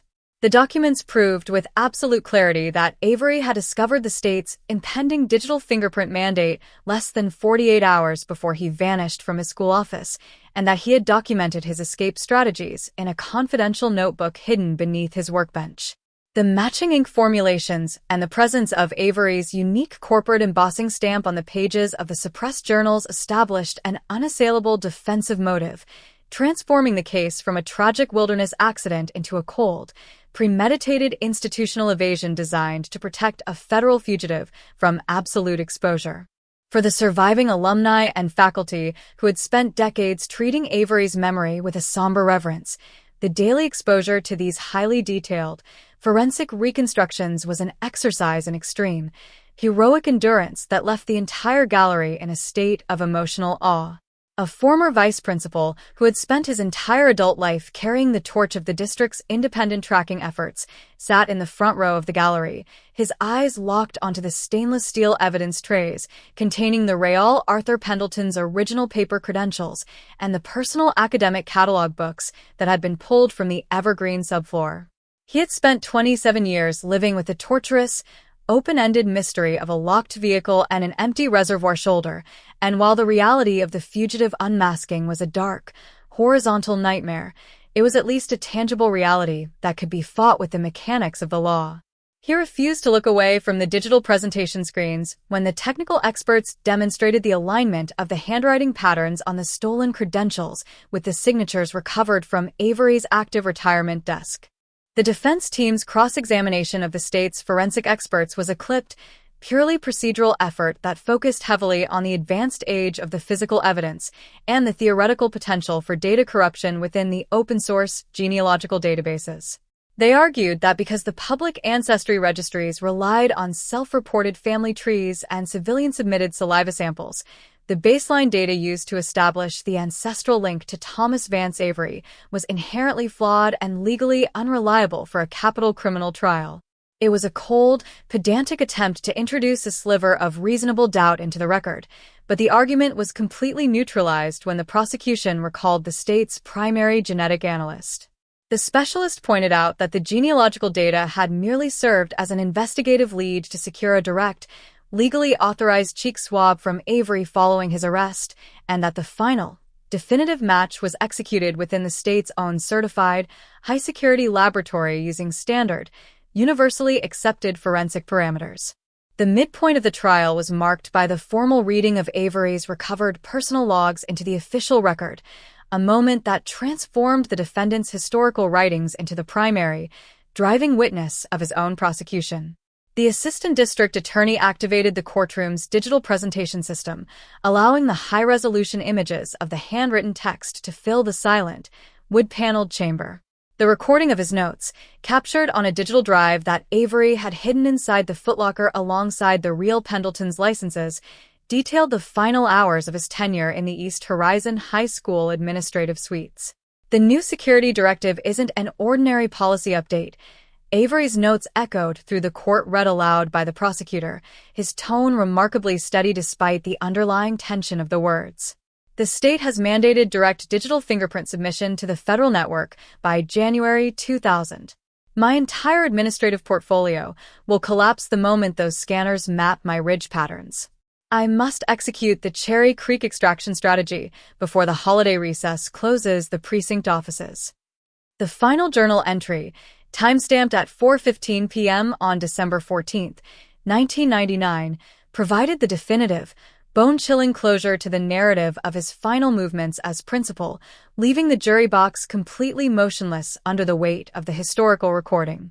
The vehicle is staged at the reservoir lot. The text read, "The running gear is placed by the water's edge to suggest a sudden immersion or abduction.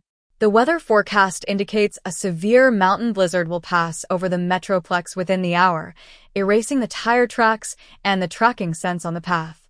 The utility van is idling at the secondary service gate with the necessary identity cache reserves. I am walking out of the academic building now. Arthur Pendleton will vanish into the Colorado winter tonight, and Thomas Avery will take his place in the high country tomorrow morning." The text cut off with a sharp chronological signature, leaving the courtroom in a state of absolute, paralyzed shock. The closing arguments for the state were delivered not as a theatrical appeal to the emotions of the jury, but as a ruthless, mathematical summation of the physical and documentary evidence. The lead prosecutor stood before the jury box, his hands gesturing toward the massive array of evidence boots, genealogical charts, and microfiche logs that occupied the center of the room.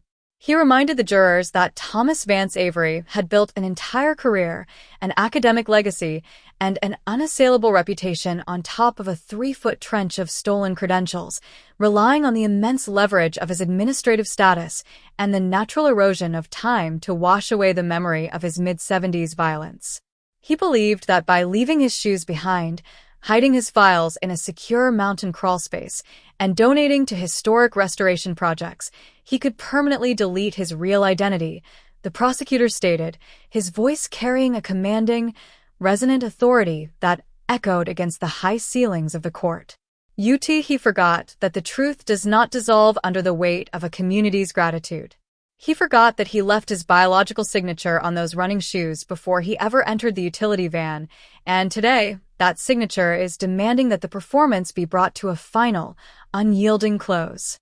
The jury's deliberation was remarkably brief, lasting less than 3 hours, a clinical, efficient confirmation that the mountain of forensic, biological, and documentary evidence left absolutely no room for debate or compromise within the modern justice system.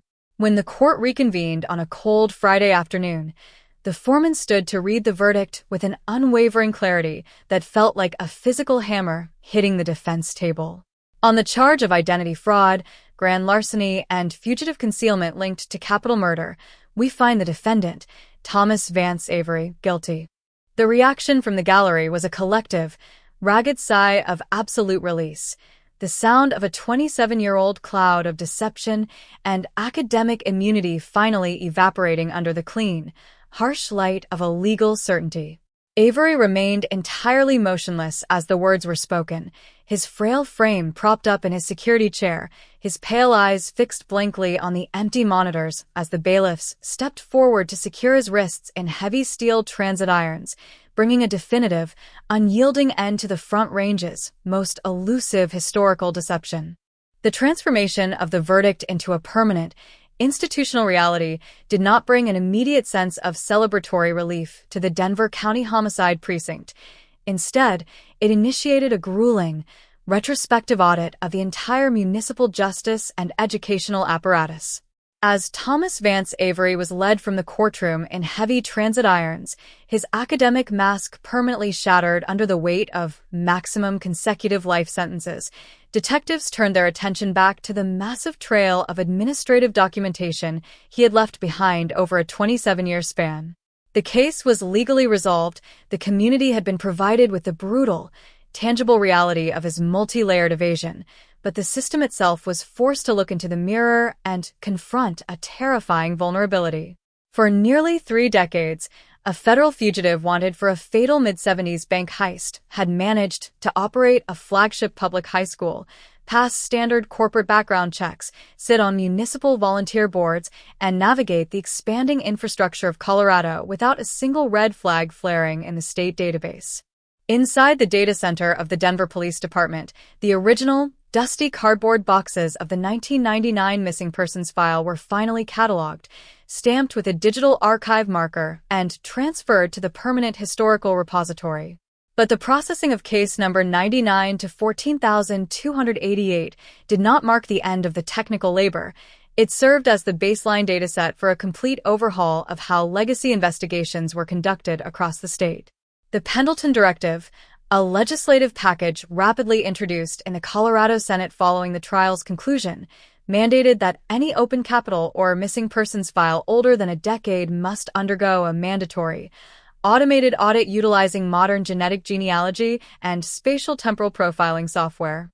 The system was designed to do exactly what the Forensic Intelligence Unit had executed manually: cross-reference old, paper-based school employment registries, defunct vital statistics logs, and cache-based asset liquidations against the known coordinates of unresolved profiles, transforming the passive, forgotten archives of the late 20th century into a dynamic net designed to trap legacy fugitives before their own natural deaths insulated them from punishment. The physical deconstruction of the isolated residential compound in Evergreen began in the early weeks of spring, a clinical operation managed by a municipal structural demolition crew under the direct supervision of the county's Environmental Safety Unit. The families who lived on the timbered edges of the mountain zone watched from behind heavy chain-link barriers as the hydraulic excavators tore through the log structures, collapsed the old storage sheds, and began the arduous process of breaking up the reinforced concrete and brick foundations. The old woodworking workshop site, beneath which the hidden military footlocker had spent 27 years buried behind a masonry furnace wall, was completely excavated, its underlying soil loaded onto flatbed trucks bound for a regional biohazard processing center.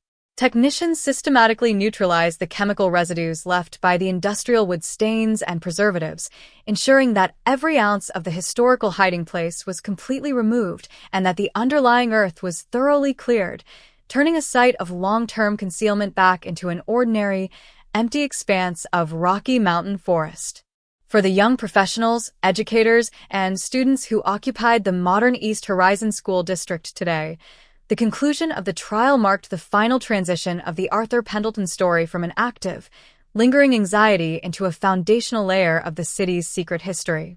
The administrative offices and campus corridors, the concrete pathways where Avery had staged his brilliant performance of Midwestern civic devotion during the winter of 1999, were completely integrated into a well-lit, open-air educational complex equipped with modern, high-definition security arrays and automated access control points.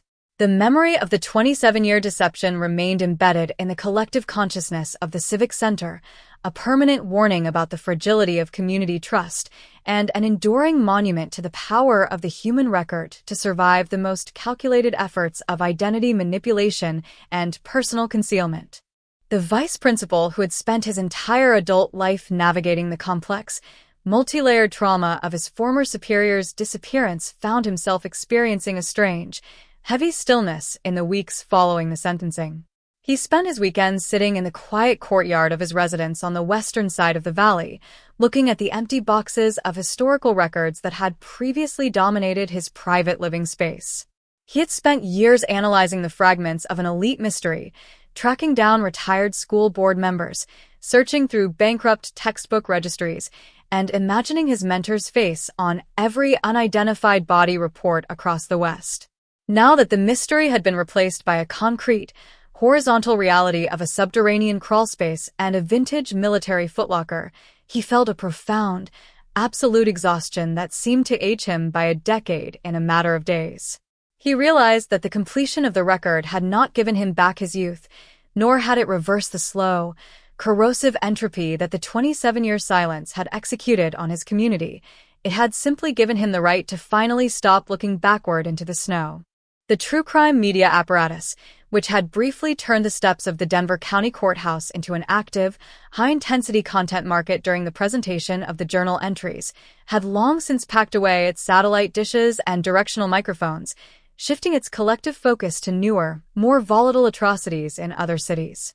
The case of the fugitive principal had migrated entirely out of the realm of sensational public consumption and settled permanently into the analytical framework of forensic science institutes and university law libraries, cited frequently in research papers as the classic example of identity harvesting and administrative camouflage. Academic studies focused extensively on the preservation dynamics inside the brick-lined workshop crawlspace, analyzing how the high-grade industrial desiccant packets had inadvertently protected the structural integrity of the paper fibers, allowing modern ink analysis units to extract a flawless chronological ledger 27 years after the financial transactions had been completely wiped from the school district's active mainframe computer banks. Thomas Vance Avery existed now only as an alphanumeric entry in the central tracking system of the Federal Bureau of Prisons, his physical identity completely stripped of its academic prestige and reduced to the uniform, anonymous routine of a maximum security medical wing near the southern border. He spent his days sitting in a mobile restraint chair within a windowless concrete cell, his pale eyes entirely vacant, as his remaining neural pathways continued to succumb to the slow, indifferent progression of advanced age. He did not communicate with the correctional staff, did not request access to the facility's library, and did not acknowledge the occasional legal updates delivered by his high-priced appellate counsel. The defensive silence he had used as a weapon against the justice system for over 4 decades had turned inward, locking him into a featureless, cognitive void where the memory of the downtown high school, the mountain workshop, and the running shoes on the Cherry Creek Trail had been entirely erased by the natural destruction of his own brain tissue. As the late afternoon sun of July 2026 began to settle over the Denver basin, bringing with it a familiar wave of blinding mountain light and violent, late afternoon thunderstorms that rolled across the Front Range, the ultimate historical meaning of the 1999 cold case became quietly, unforgettably clear to those who still walked the streets of the city. The story had never been about the mechanical layout of an elite school boardroom or the sudden, accidental convenience of an open-source ancestry database. It was an epic, universal meditation on the absolute, unyielding authority of the human record. It served as an unshakable proof that every act of identity manipulation leaves an indelible, permanent print on the world, a faint but persistent trail that cannot be fully neutralized by regional relocations, covered by brick furnace walls, or hidden behind the mask of a legendary academic philanthropy. The city of Denver had survived its deepest, longest confrontation with its own buried secrets, turning a legendary administrative mystery into an active, living monument to the duty of remembrance, leaving behind an empty, sunlit forest plaza in Evergreen, a community resting in the clarity of a corrected record, and a ground that had finally, and for all time, given up its dark history to the light. The financial deconstruction of the Avery retirement estate continued to grind forward with a cold, bloodless autonomy, systematically executing the liquidation of his private holdings to satisfy the massive civil judgments and restitution orders associated with his historical crimes. Every asset, custom furniture inventory, and independent trust fund that the fugitive had spent a quarter of a century constructing to protect his comfortable mountain lifestyle was pierced by federal auditors, their contents transferred into public funds dedicated to the advancement of rural educational technology and victim advocacy. The systematic dismantling of his compound served as a public, undeniable demonstration that the protective camouflage of civic respectability possesses a definitive expiration date when confronted with the unyielding, mathematical precision of modern digital science. The name Pendleton, which had once commanded immediate deference across the state's educational boards, had been permanently decoupled from its historical prestige, converted by the courts into an administrative classification representing multi-decade deception and capital evasion.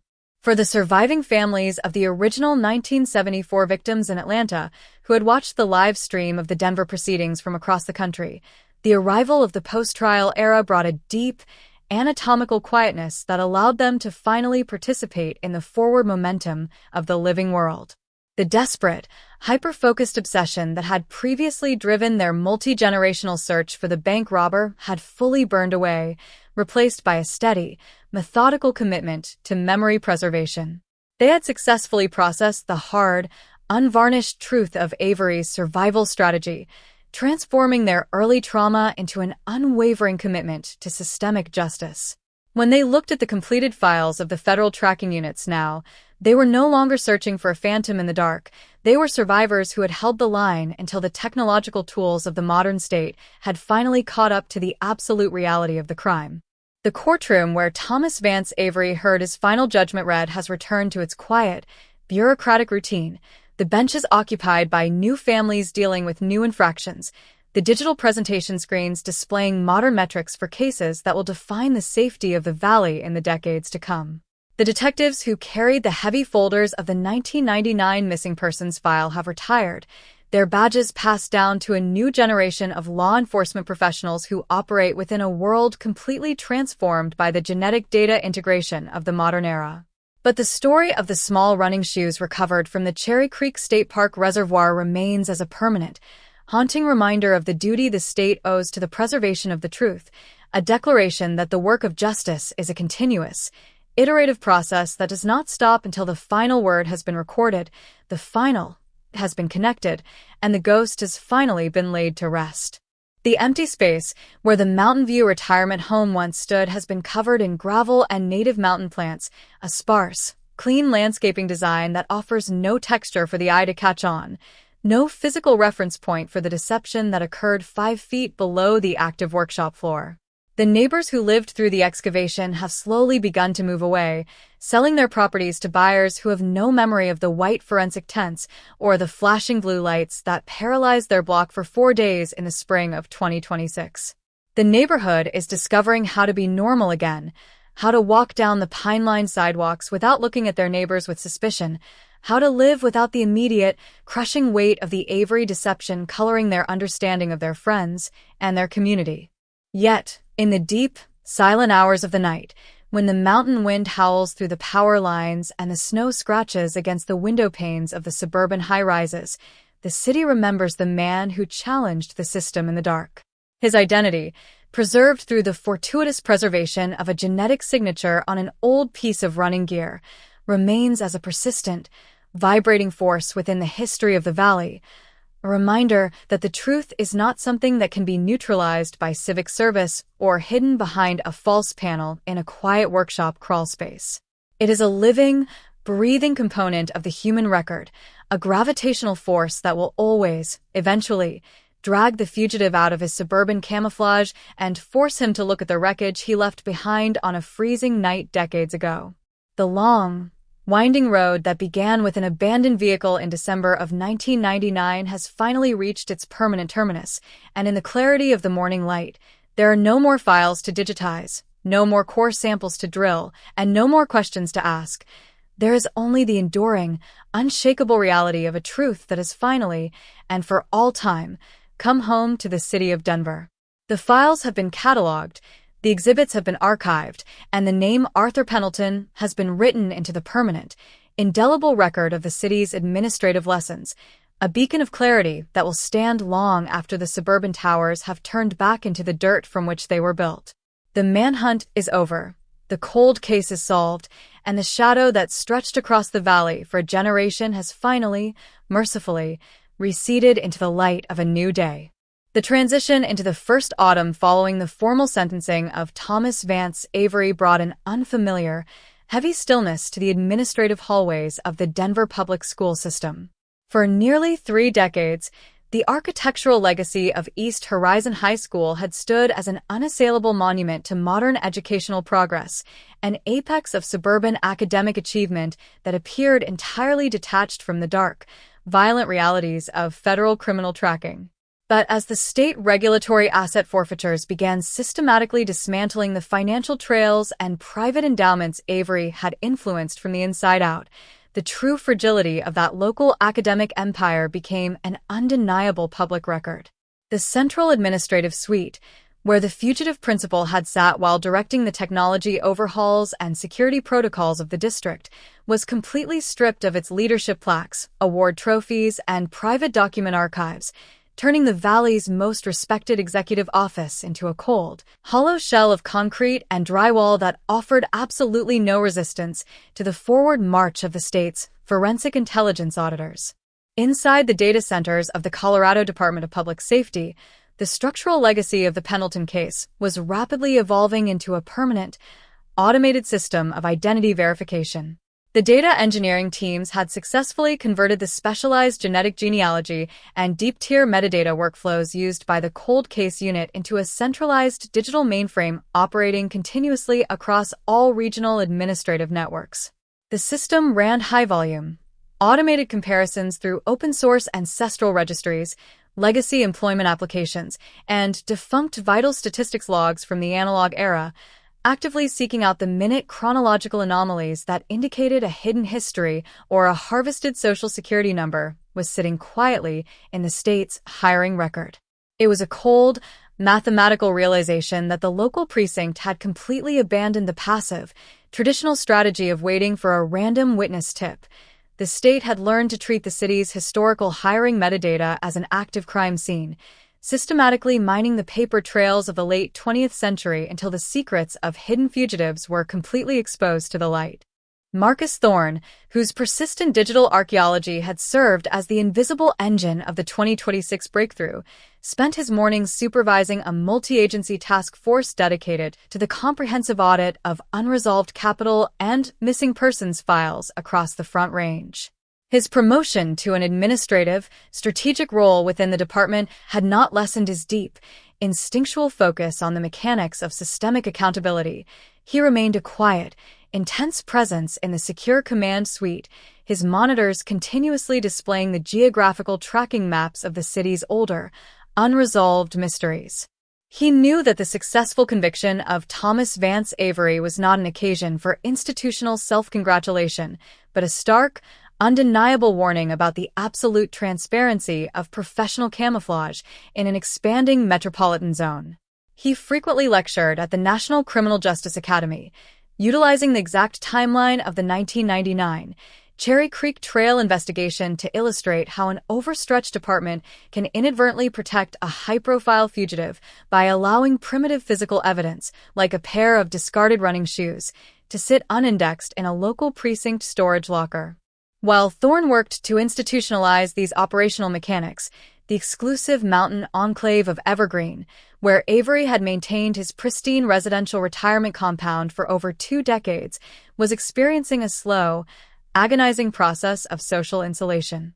The massive timber estate, which had once been the primary gathering place for local historic preservation boards and elite crafting circles, sat completely dark behind its locked-access gates, its mountain gardens slowly succumbing to the creeping frost of the late-season Colorado weather. The surrounding residents found themselves trapped in a state of hypervigilant paranoia, unable to look across their pine-lined properties without being forced to confront the total deception that had lived right next door to their families for generations. The realization that absolute, calculated evasion could wear the mask of a legendary academic mentor and an impeccable, soft-spoken woodworker was a philosophical poison that corrupted their understanding of communal trust, transforming their ordinary, secure mountain lanes into a landscape of potential horrors where every high-walled cabin was viewed with a cold, defensive suspicion. For the vice principal who had anchored his own career to the flawless reputation of his former superior, the absolute termination of the legal proceedings brought a profound, disorienting stasis that threatened to completely derail his transition back into ordinary educational management. He had spent his entire adult existence operating as a custodian of the district's modern safety protocols, his daily schedule structured around the continuous reinforcement of the very security systems Avery had manipulated to protect his own anonymity. Now that the search had ended with a definitive horizontal reality of a brick workshop crawlspace and a federal medical transfer order, the driving engine of his institutional loyalty was gone, leaving him stranded in a quiet, modern academic world that he no longer knew how to navigate with confidence. He found himself walking through the empty, sun-bleached rooms of the high school library after hours, looking at the blank patches of drywall where Avery's official portraits had recently been unscrewed, feeling a deep, physical exhaustion that separated him entirely from the forward-moving ambitions of his younger faculty peers. He had won the long, grueling war against the mystery of the 1999 trail, But he had arrived at the finish line entirely hollowed out, his professional youth having been completely consumed by the grit and the dust of a 27-year administrative archive.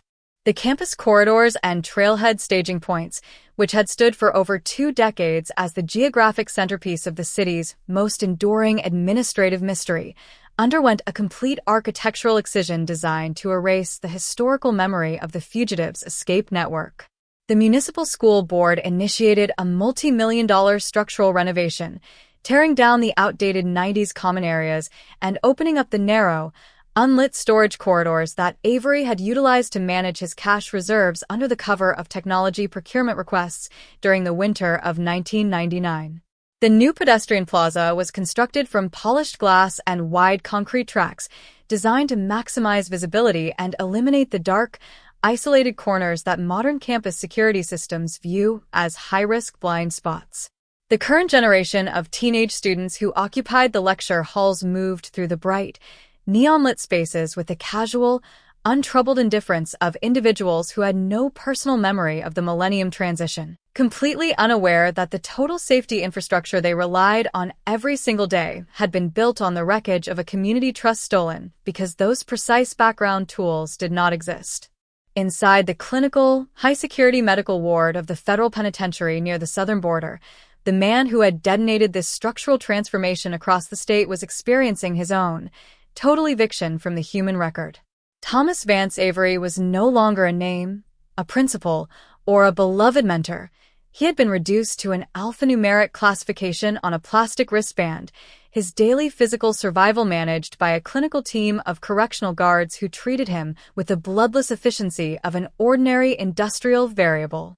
The vascular dementia that had begun to destroy his neural pathways during the closing months of the trial had advanced with a rapid, merciless velocity, systematically erasing the remaining fragments of his personal history, his awareness of the courtroom proceedings, and his memory of the East Horizon School District. He spent his hours sitting in a mobile restraint chair beneath the harsh, unyielding fluorescent lights of a windowless concrete cell, his long, frail fingers moving rhythmically against his knees as if he were still operating the heavy-duty wood planer in the hidden workspace of his old, evergreen home. He was a prisoner of his own failing biology, entirely insulated from the public hatred and the systemic changes his crimes had caused across the valley, a hollow shell drifting toward an uncelebrated, quiet death in the absolute dark of an institutional void. The true crime podcasters, independent documentary crews, and digital sleuths who had briefly turned the steps of the Denver County Courthouse into an active, high-intensity content market had completely packed away their equipment, long since deploying their production vans and satellite arrays to newer, more volatile crime scenes in distant states. The story of the unmasked principal had officially migrated out of the volatile realm of public consumption and settled permanently into the sterile, analytical framework of forensic science institutes and university law libraries, cited in research papers as the classic reference case for legacy identity harvesting and delayed data tracking under extreme environmental pressure. The focus of the academic discourse remained fixed on the unique preservation dynamics inside the brick-lined workshop crawlspace, analyzing how the high-grade industrial desiccant packets had inadvertently prevented the environmental degradation of the paper files, allowing modern ink analysis units to extract a flawless chronological ledger 27 years after the financial transactions had been completely wiped from the school district's active mainframe computer banks. As the late autumn sun began to drop behind the rugged, sharp peaks of the Rocky Mountains, casting long, dramatic geometric shadows across the vast, interlocking network of suburban avenues and mountain roads, the ultimate historical resolution of the 1999 cold case became quietly, unforgettably clear to those who had lived through its duration. The narrative had never been about the mechanical layout of an administrative school office or the sudden, accidental convenience of an open-source ancestry database.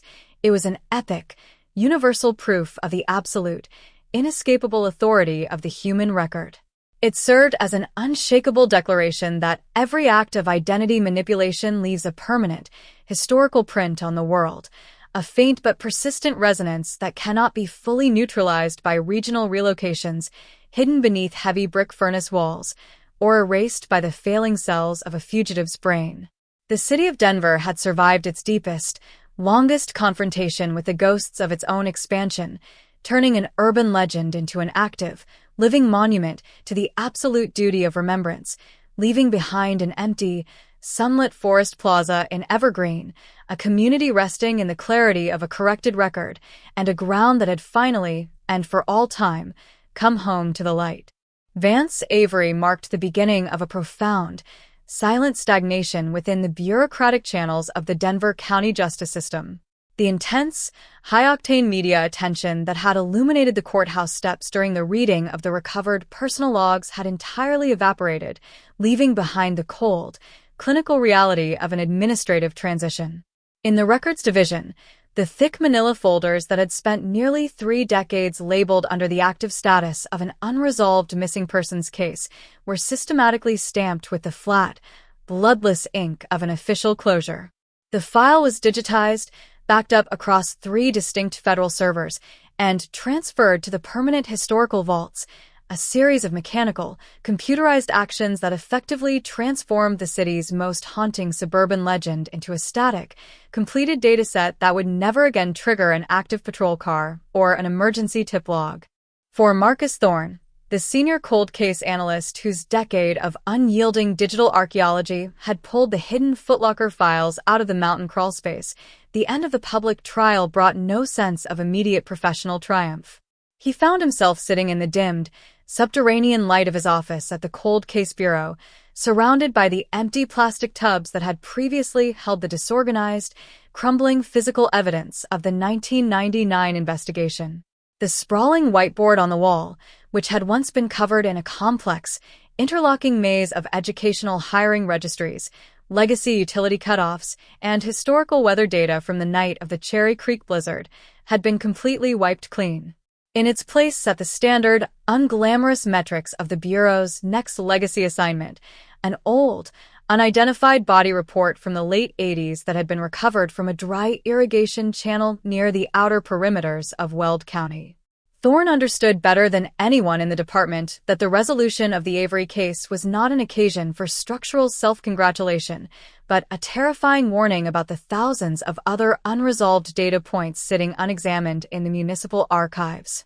The success of the Pendleton Protocol had rapidly transformed Thorne into a sought-after authority within the national law enforcement community, forcing him to spend his weeks traveling to criminal justice academies across the country to demonstrate the mechanics of his data integration workflows. He stood before rooms of junior detectives, utilizing the exact timeline of Thomas Vance Avery's 27-year camouflage to illustrate how an expanding, high-capital city can inadvertently protect a fugitive by failing to maintain the absolute continuity of its historical records. The killer didn't survive because he was an absolute genius, Thorne told a packed lecture hall of state troopers on a cold Tuesday morning. He survived because the system allowed his public academic identity to exist in total, structural isolation from his private history. He was a licensed high school principal in one database, an active voter in another, and a completely unindexed federal fugitive suspect in an out-of-state bank robbery log, and it took nearly 3 decades for the data sequencing technology to catch up to the gap. Our job is to make sure that gap never opens again. While Thorne worked to institutionalize the technical lessons of the case, the exclusive mountain block in Evergreen where Avery had lived out his pristine retirement was experiencing a slow, agonizing process of social decay. The physical space where the high-walled timber compound had stood was now entirely closed off, a silent, darkened estate behind reinforced iron gates that offered absolutely no architectural comfort for the surrounding community. The federal asset forfeiture teams had completed the total removal of the private workshop equipment, the historical documents, and the underlying soil that had been contaminated by the long-term concealment of the harvested credentials, leaving behind a geographic vacuum that seemed to radiate a cold, defensive silence into the surrounding alpine enclave. The families who lived on either side of the open gates found themselves trapped in a state of hypervigilant paranoia, unable to look out their front windows without being forced to confront the absolute transparency of the deception that had lived right next door to their children for generations. The cognitive dissonance within the elite neighborhood was a slow-acting poison that systematically corrupted the basic mechanics of communal trust. Neighbors who had spent decades standing at Avery's woodworking demonstrations, borrowing his high-end tools, and trusting him with the financial governance of their local historical restoration projects could no longer look at an ordinary, helpful gesture from a fellow citizen without a subtle, defensive undercurrent of suspicion flaring in their minds. They began to question their own instincts, analyzing every past interaction with the quiet elder statesman through a retrospective lens of profound cynicism. If a man could personally approve school safety initiatives, fund youth tech centers, and host local law enforcement fundraisers, while the stolen identity parameters of a dead textbook salesman lay sealed in a military footlocker directly beneath his workshop floor, then the entire concept of ordinary human reliability was an illusion. The heavy drapes of the street remained drawn, the high country lawn parties were quietly canceled, and the neighborhood transitioned into a sterile, defensive enclave where every closed-access gate was viewed as a potential repository for a hidden atrocity. For the former vice principal who had anchored his own professional life to the flawless reputation of his former superior, the sudden, mechanical termination of the investigation brought an existential stasis that threatened to completely derail his transition back into ordinary educational management. He had spent his entire adult existence operating as the primary, self-appointed custodian of Arthur Pendleton's memory, his daily schedule structured around the frantic, analytical defense of the safety protocols Avery had originally established. Now that the search had ended with the definitive horizontal reality of a brick crawlspace floor and a federal medical detention order, the driving engine of his institutional loyalty was gone, leaving him stranded in a quiet, modern academic world that he no longer knew how to navigate with confidence. He found himself walking through the empty, sun-bleached rooms of the high school library after hours, looking at the blank patches of plaster where the principal's official portraits had recently been unscrewed, feeling a deep, physical exhaustion that separated him entirely from the forward-moving ambitions of his younger faculty peers. He had won the long, grueling war against the mystery of the 1999 trail, but he had arrived at the finish line entirely hollowed out, his youth having been completely consumed by the grit and the dust of a 27-year administrative archive. The campus corridors and trailhead staging points, which had stood for over 2 decades as the geographic centerpiece of the city's most enduring administrative mystery, underwent a complete architectural excision designed to erase the historical memory of the fugitives' escape network.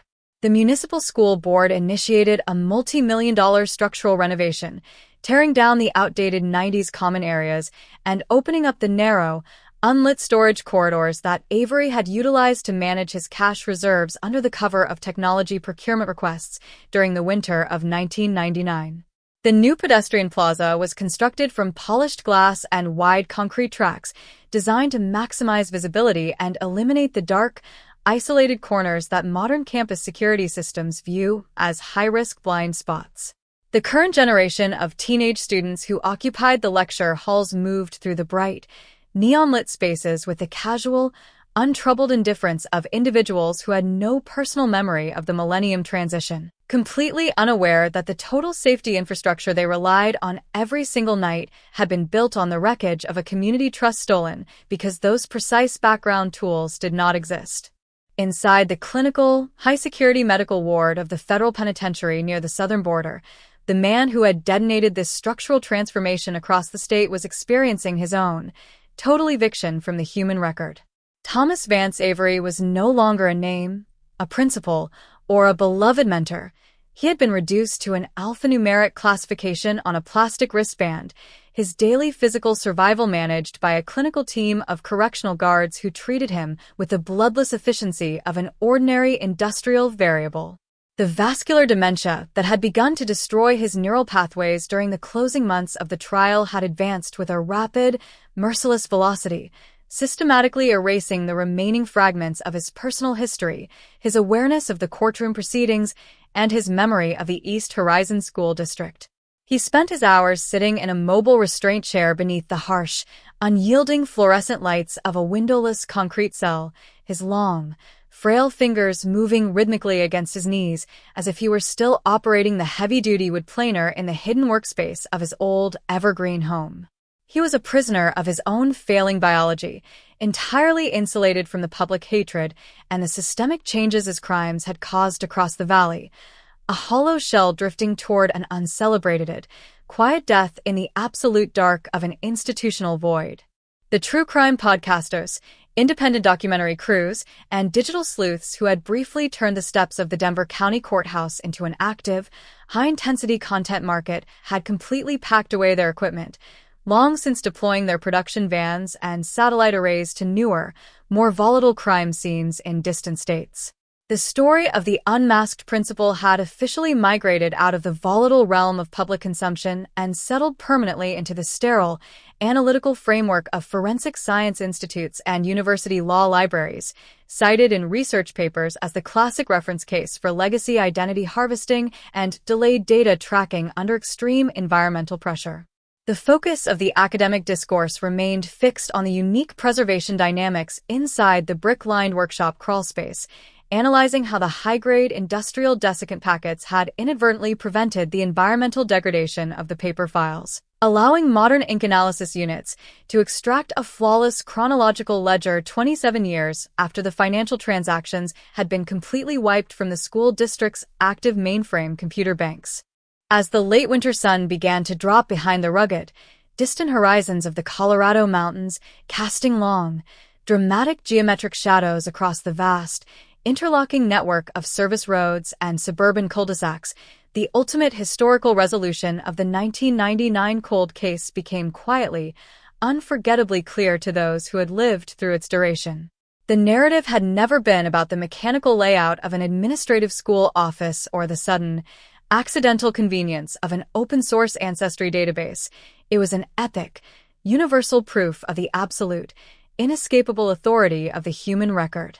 It served as an unshakable declaration that every act of identity manipulation leaves a permanent, historical print on the world, a faint but persistent resonance that cannot be fully neutralized by regional relocations hidden beneath heavy brick furnace walls, or erased by the failing cells of a fugitive's brain.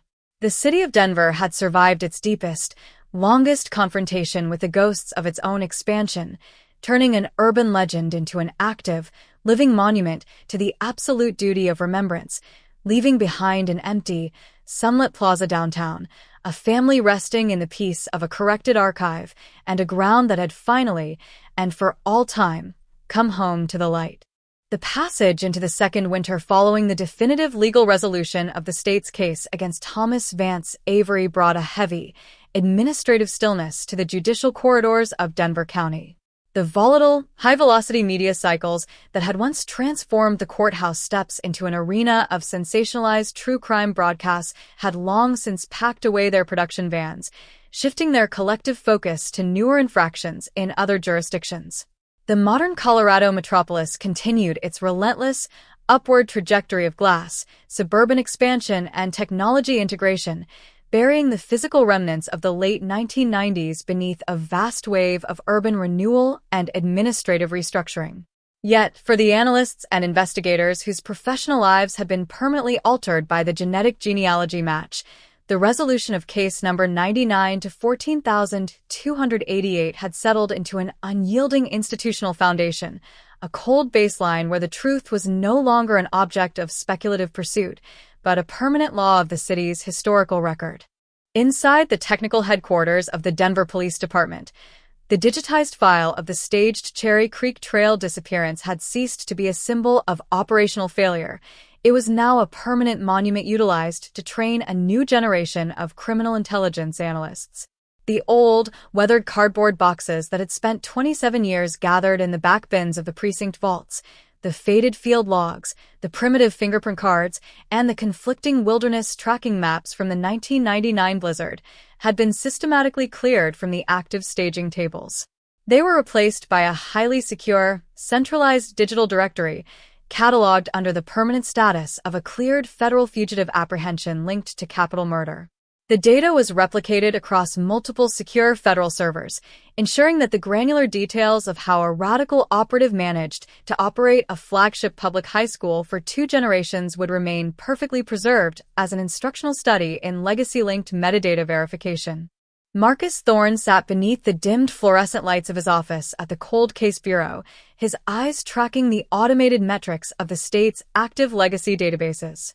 The massive, interlocking whiteboard that had once held the chronological map of Thomas Vance Avery's administrative movements, his cash procurement requests, and the historical weather patterns of December 1999 had been wiped completely clean. In its place sat a streamlined array of high-definition digital monitors tracking current missing person anomalies and unindexed vital statistics records across the Southwest. Thorne had successfully transitioned from an isolated investigator working the margins of a forgotten file to the regional director of the Legacy Task Force, a position that allowed him to ensure that the bureaucratic blind spots Avery had exploited would never again open within the state's hiring networks. He no longer chased the phantoms of individual suspects or monitored the timelines of specific corridors. He had become the ultimate custodian of the city's historical memory. He spent his mornings conducting advanced seminars for senior homicide detectives and educational safety compliance officers from neighboring jurisdictions, utilizing the exact technical breakthroughs of the 1999 resolution to demonstrate the absolute necessity of continuous archival verification. We cannot afford to treat an administrative file as a static artifact that sits waiting for a random citizen tip or an accidental backyard renovation, Thorne told a group of visiting investigators from Aurora during a structured briefing. The resolution of the Pendleton file proved that the evidence of a legacy identity fraud does not simply vanish into the past. It remains trapped within the unread property records, defunct commercial corporate listings, and historical vital statistics registries of the state itself, waiting for the correct analytical interface to pull it into the light. Our department didn't catch Thomas Vance Avery because we found a new eyewitness. We caught him because we built an algorithmic bridge that connected his public performance to his biological data before his own natural death could insulate him from the law. While Thorne worked to institutionalize these operational mechanics into the institutional memory of the state, the exclusive residential street in Evergreen where Avery had maintained his immaculate retirement compound had achieved a state of complete, protective isolation. The flat, rectangular plot of land where the high-walled timber mansion had once stood was completely integrated into the natural topography of the valley, its surface covered in a uniform layer of crushed mountain stone and native, drought-resistant landscaping that required no human maintenance to survive. The Municipal Code Enforcement Division had placed a permanent zoning restriction on the parcel, ensuring that no future real estate developer could ever acquire the land to pour a new concrete foundation or drill into the subsoil where the military footlocker had spent 27 years hidden behind a structural masonry furnace wall. The open space had become a neutral zone on the block, an architectural void that served as a silent, persistent reminder of the absolute transparency of evasion that had lived right next door to the community's families for a quarter of a century. The social fabric of the elite neighborhood had undergone a permanent, structural hardening that completely altered the way the remaining residents interacted with their surroundings. The initial shock and defensive denial that had characterized the neighborhood during the opening hours of the federal raid had long since turned into a quiet, hyper-vigilant cynicism that infected the basic mechanics of communal trust. Neighbors who had spent decades standing at Avery's woodworking demonstrations, borrowing his high-end custom tools, and trusting him with the financial governance of their local historical restoration projects could no longer look at an ordinary, helpful gesture from a fellow citizen without a subtle, defensive undercurrent of suspicion flaring in their minds. They had been forced to accept the terrifying reality that the mask of a dedicated educator, a reliable community volunteer, and an impeccable civic patriarch could be worn with flawless precision by a calculated fugitive for half a lifetime, rendering the entire concept of ordinary human reliability completely obsolete. On the western side of the valley, the East Horizon High School campus stood as a vibrant, high-density center of modern education, its structural layout serving as a physical manifestation of the Pendleton Directive's emphasis on defensive design and absolute transparent data control. The outdated concrete retaining panels, dark courtyard alcoves, and narrow storage corridors where Avery had managed his cash reserves under the cover of technology procurement requests during the winter of 1999 had been entirely replaced by an open, glass-fronted pedestrian plaza equipped with high-intensity LED illumination arrays and an automated, continuous biometric access network. The current generation of teenage students who occupied the lecture halls moved through the bright, neon-lit common spaces with the casual, untroubled indifference of individuals who had no personal memory of the millennium transition. They walked past the polished bronze memorial plaque near the entrance of the main auditorium building, a simple, elegant marker detailing the administrative updates to the state's safety laws, treating it as an abstract historical curiosity, completely blind to the fact that the absolute security infrastructure they relied on every single night had been built on the wreckage of a community trust stolen because those precise verification tools did not exist. Inside the clinical, high-security medical ward of the federal penitentiary near the southern border, the man who had detonated this structural transformation across the state was experiencing his own total eviction from the human record. Thomas Vance Avery was no longer a name, a principal, or a beloved mentor. He had been reduced to an alphanumeric classification on a plastic wristband, his daily physical survival managed by a clinical team of correctional guards who treated him with the bloodless efficiency of an ordinary industrial variable. The vascular dementia that had begun to destroy his neural pathways during the closing months of the trial had advanced with a rapid, merciless velocity, systematically erasing the remaining fragments of his personal history, his awareness of the courtroom proceedings, and his memory of the East Horizon School District. He spent his hours sitting in a mobile restraint chair beneath the harsh, unyielding fluorescent lights of a windowless concrete cell, his long, frail fingers moving rhythmically against his knees as if he were still operating the heavy-duty wood planer in the hidden workspace of his old, evergreen home. He was a prisoner of his own failing biology, entirely insulated from the public hatred and the systemic changes his crimes had caused across the valley, a hollow shell drifting toward an uncelebrated, quiet death in the absolute dark of an institutional void. The true crime podcasters, independent documentary crews, and digital sleuths who had briefly turned the steps of the Denver County Courthouse into an active, high-intensity content market had completely packed away their equipment, long since deploying their production vans and satellite arrays to newer, more volatile crime scenes in distant states. The story of the unmasked principal had officially migrated out of the volatile realm of public consumption and settled permanently into the sterile, analytical framework of forensic science institutes and university law libraries, cited in research papers as the classic reference case for legacy identity harvesting and delayed data tracking under extreme environmental pressure. The focus of the academic discourse remained fixed on the unique preservation dynamics inside the brick-lined workshop crawlspace, analyzing how the high-grade industrial desiccant packets had inadvertently prevented the environmental degradation of the paper files, allowing modern ink analysis units to extract a flawless chronological ledger 27 years after the financial transactions had been completely wiped from the school district's active mainframe computer banks. As the late winter sun began to drop behind the rugged, distant horizons of the Colorado mountains, casting long, dramatic geometric shadows across the vast, interlocking network of service roads and suburban cul-de-sacs, the ultimate historical resolution of the 1999 cold case became quietly, unforgettably clear to those who had lived through its duration. The narrative had never been about the mechanical layout of an administrative school office or the sudden, accidental convenience of an open-source ancestry database. It was an epic, universal proof of the absolute, inescapable authority of the human record. It served as an unshakable declaration that every act of identity manipulation leaves a permanent, historical print on the world, a faint but persistent resonance that cannot be fully neutralized by regional relocations hidden beneath heavy brick furnace walls, or erased by the failing cells of a fugitive's brain. The city of Denver had survived its deepest, longest confrontation with the ghosts of its own expansion, turning an urban legend into an active, living monument to the absolute duty of remembrance, leaving behind an empty, sunlit plaza downtown, a family resting in the peace of a corrected archive, and a ground that had finally, and for all time, come home to the light. The legal mechanisms set in motion by the landmark conviction continued to grind forward with a cold, bloodless autonomy, systematically executing the financial liquidation of the Avery estate to satisfy the massive civil judgments and restitution orders associated with his historical crimes in Atlanta.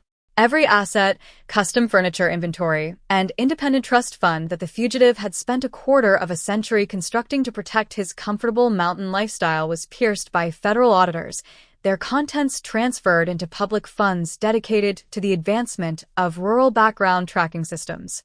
The systematic dismantling of his compound served as a public, undeniable demonstration that the protective camouflage of civic respectability possesses a definitive expiration date when confronted with the unyielding, mathematical precision of modern digital science.